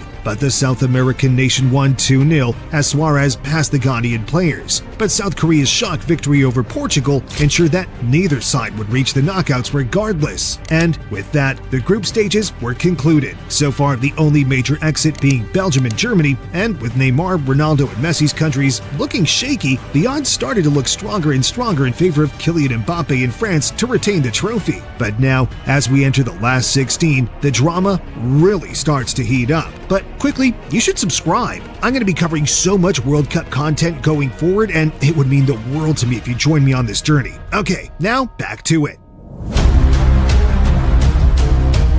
After a group stage that saw Belgium and Germany take shocking early exits, the last 16 began, starting with the Netherlands versus the United States, and, to little surprise, the Dutch cruised to a 3-1 win thanks to goals from Memphis Depay, Daley Blind, and Denzel Dumfries. Later that day, Argentina took on Australia as the game played out to be more even than many imagined, with Argentina trudging to a 2-1 win due to a beautifully placed finish from Messi and Julian Alvarez exploiting a goalkeeping mistake. After beating Australia, Argentina knew that they'd face the Netherlands in the quarterfinals, a game that became among the most iconic in World Cup history as it was one of the most violent we would ever see. But we'll get to that later because there's plenty of last 16 drama to get through. Japan entered their last 16 tie with Croatia confidently after their group stage heroics, but the Slavs were no walkovers. They reached the final of the 2018 World Cup and had a squad filled with talent, including Luka Modric, Ivan Perisic, and Mateo Kovacic. The game finished 1-1 after 90 minutes in extra time, with Croatia winning 3-1 on penalties. Goalkeeper Dominik Livakovic won man of the match after saving 3 penalties in the shootout and looked sturdy enough to help Croatia progress into the tournament's later stages. But Croatia knew that they'd be facing Brazil in the quarters after the 5-time winners defeated South Korea 4-1 with goals from Vinicius, Neymar, Richarlison, and Paqueta inside the opening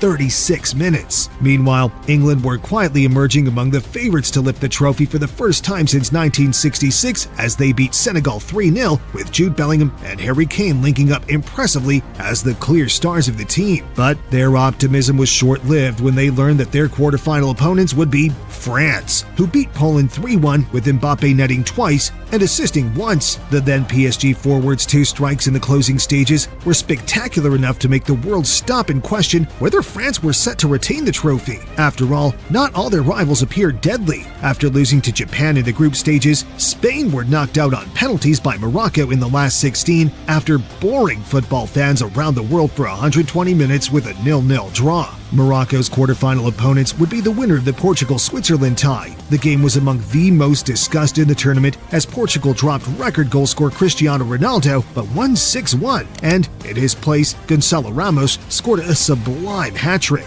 Still, with Portugal having a seemingly favorable quarterfinal tie against Morocco, many backed CR7's nation to clinch the World Cup and rewrite the GOAT conversation forever. But that's not quite how it actually unfolded.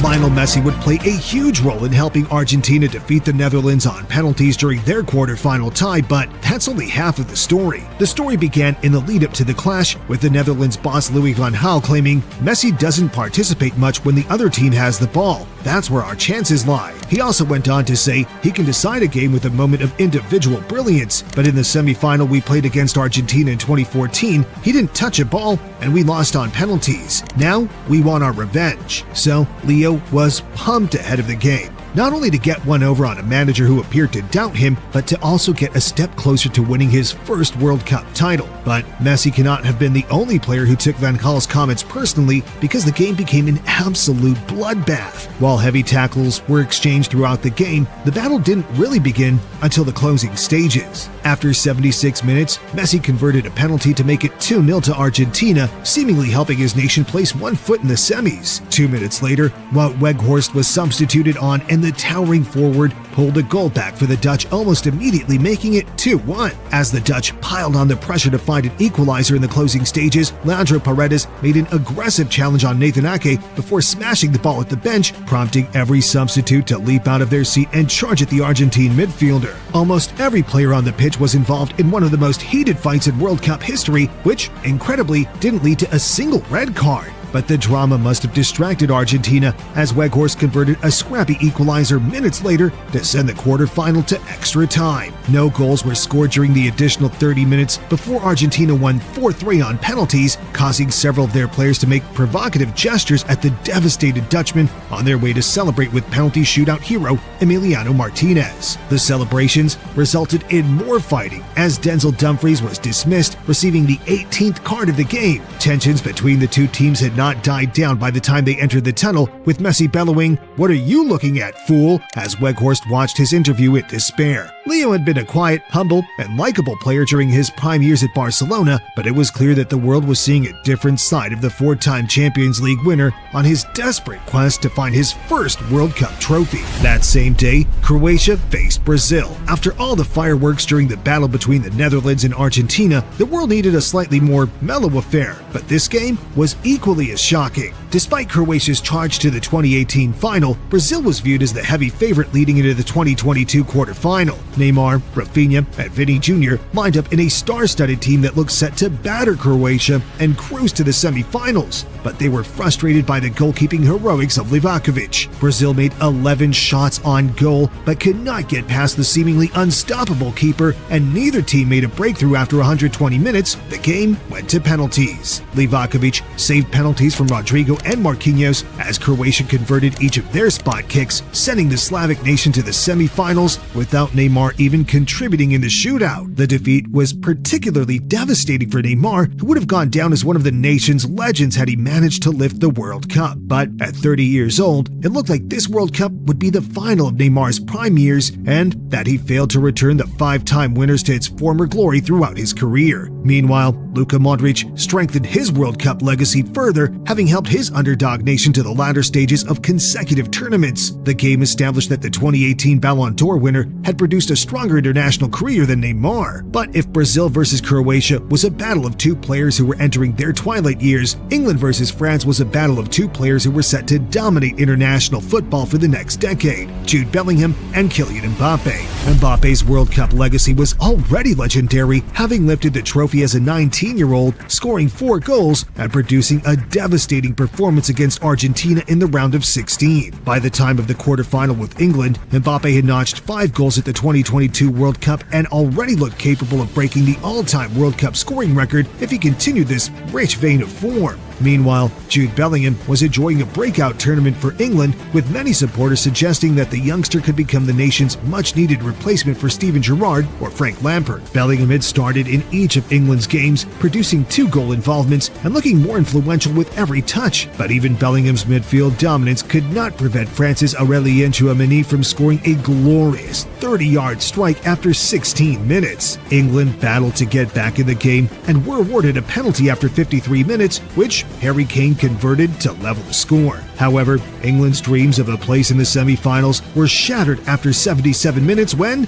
Olivier Giroud headed home France's second to make the score 2-1. But there was still drama to come. England were awarded a penalty 2 minutes later, but skipper Harry Kane smashed the spot kick over the bar, prompting jubilant scenes from the French fans and a meme-worthy grin from Mbappe. France held on and booked their place in the semi-final, where they'd face the winner of Portugal versus Morocco. Although Morocco had edged past Spain in the round of 16, the game did not appear to be a major challenge for Portugal. With Argentina's place in the semis, fans were beginning to dream of an iconic final featuring Messi and Ronaldo to determine who the greatest greatest player of all time is. But while Messi had been delivering the goals for Argentina, Ronaldo's World Cup had been less fruitful. The 5-time Ballon d'Or winner scored just once in the group stages before being dropped for Portugal's last 16 clash with Switzerland. And with Portugal hitting 6 in the previous game without Ronaldo, the superstar was left out of the starting lineup against Morocco. But CR7's exclusion from the lineup was less effective in this game. Portugal created few meaningful opportunities as Morocco took the lead after 42 minutes thanks to a header from Youssef En-Nesyri. Ronaldo was subbed on shortly after the interval, with the whole world waiting to see if the legend could produce one more clutch moment. With Portugal still trailing by a goal, Ronaldo got in behind the Moroccan defense and had a shot at goal, but the ball slowly trickled into the goalkeeper's arms, almost symbolizing the end of the superstar's time at the elite level. Morocco held on to become the first African nation to reach the semi-finals of any World Cup in history, while Ronaldo stormed back into the dressing room with tears pouring down his face. As he fought the numerous cameras pointed in his face, Ronaldo was in despair, aware that he may have missed his final opportunity to win a World Cup during a game in which his nation was listed as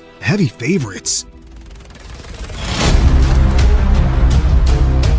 While Ronaldo's exit from the world stage was heartbreaking, Messi still had a chance to create the ultimate fairy tale ending, starting with the semi-final clash against Croatia. Argentina were not going into the game with the belief that winning was a formality. During the 2018 World Cup round of 16, Croatia defeated them 3-0 during a day in which Modric was magnificent, scoring from 25 yards out. After the final whistle of that game, Messi looked truly dejected, but 3.5 years later, the icon had an opportunity for redemption in one of the biggest games of his career. Not only was Messi desperate for a World Cup to serenade his illustrious career, but the whole of Argentina was too. The supporters, the players, and the coaches knew that it could be Messi's final chance to lift the trophy that eluded him and believed that he deserved to go down as the undisputed greatest player of all time. As such, Argentina supporters traveled to the Qatar World Cup in droves and created an electric atmosphere during the opening stages of the clash against Croatia. As Julian Alvarez went clean through before being brought down inside the box after 31 minutes, the screams for a penalty were so loud that the roof could have been blown off. The referee pointed to this spot. After a couple of minutes of arguing, Messi stood over the ball, breathed in knowing that his legacy was on the line, and smashed the ball past Livakovic. 5 minutes later, Alvarez made it 2 with a terrific solo goal, giving Argentina 1 foot in the final. Messi was mesmerizing throughout, delivering incredible dribble sequences as if he was still playing in his 2011 prime, eventually providing a superb assist for Alvarez to notch his second goal of the night. Argentina were through to their second final in the last 3 World Cup tournaments, and Messi's dream of finally lifting the World Cup was still alive. They learned their opponents the following night when France took on Morocco. Having already knocked out Spain and Portugal, nobody could underestimate Morocco. Achraf Hakimi was enjoying a generational run of form, while attacking stars like Hakim Ziyech and Sofiane Boufal ensured that they had quality at the other end. But despite that, the star-studded French team looked impossible to beat, with world-class players all over the pitch and talents as impressive as Eduardo Camavinga and William Saliba unable to break into the starting lineup. It was among the most complete international squads of modern history, and they destroyed Morocco's World Cup dream within minutes of kickoff. After a scramble inside the box after 4 minutes, Theo Hernandez opened the scoring for France. The goal was crucial. Morocco had been able to sit in a low block during their clean sheets against Portugal and Spain, but now were forced to chase France. And with players like Mbappe in the French attack, you don't want to leave space at the back. In the 78th minute, the forward beat 3 defenders before the ball ricocheted to Kolo Muani, who tapped the ball into the net. The game finished 2-0 to France as Didier Deschamps reached a second consecutive final.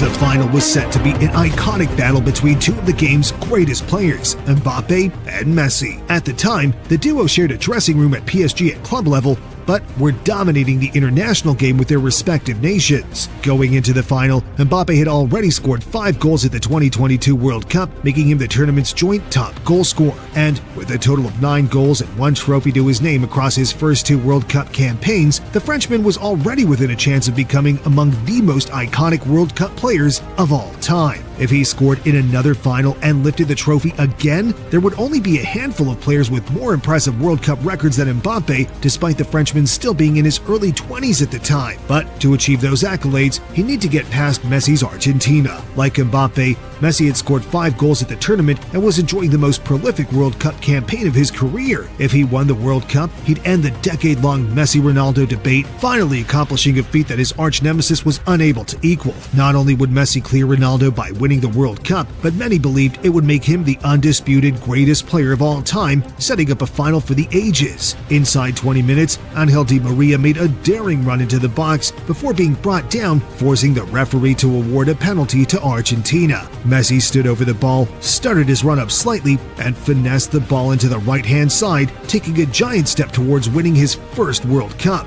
15 minutes later, Alexis McAllister received the ball in a dangerous position and played a sideways ball to Di Maria, who produced a composed finish, putting Argentina 2-0 up and sparking wild celebrations. No team had ever come back from 2 goals down to win a World Cup final, and everybody could sense that Argentina and Messi already had one hand on the glistening trophy. France rarely threatened Argentina throughout the remainder of the first half and the early stages of the second, but in the 78th minute, all hell broke loose. Kolo Muani pounced onto a loose ball and charged into the box before being tripped, prompting the referee to award a second penalty of the match. France had a lifeline, and Mbappe was not going to waste it. He smashed the ball into the net, closing the deficit to 1 and giving France hope in the final stages of normal time. 2 minutes later, the ball was intelligently headed towards Mbappe. Everyone in the stadium expected the World Cup specialist to take a touch or dribble with the ball, but Mbappe used excellent technique to volley the ball into the net and level the scoreline. At this point, with Mbappe unplayable and France having the momentum, they appeared the favorites to go on and win the game. But a breakthrough couldn't be found inside 90 minutes,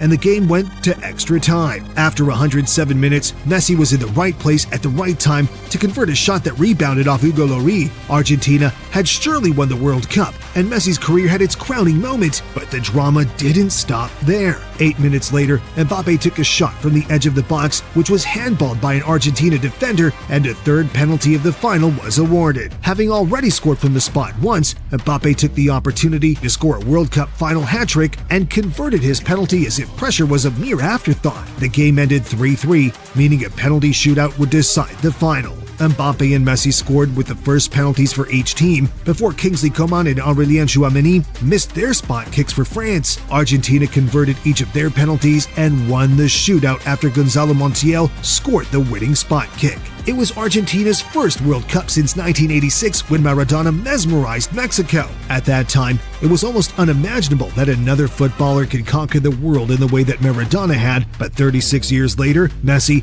had surpassed the legacy of Maradona and became the undisputed greatest player to ever play the game.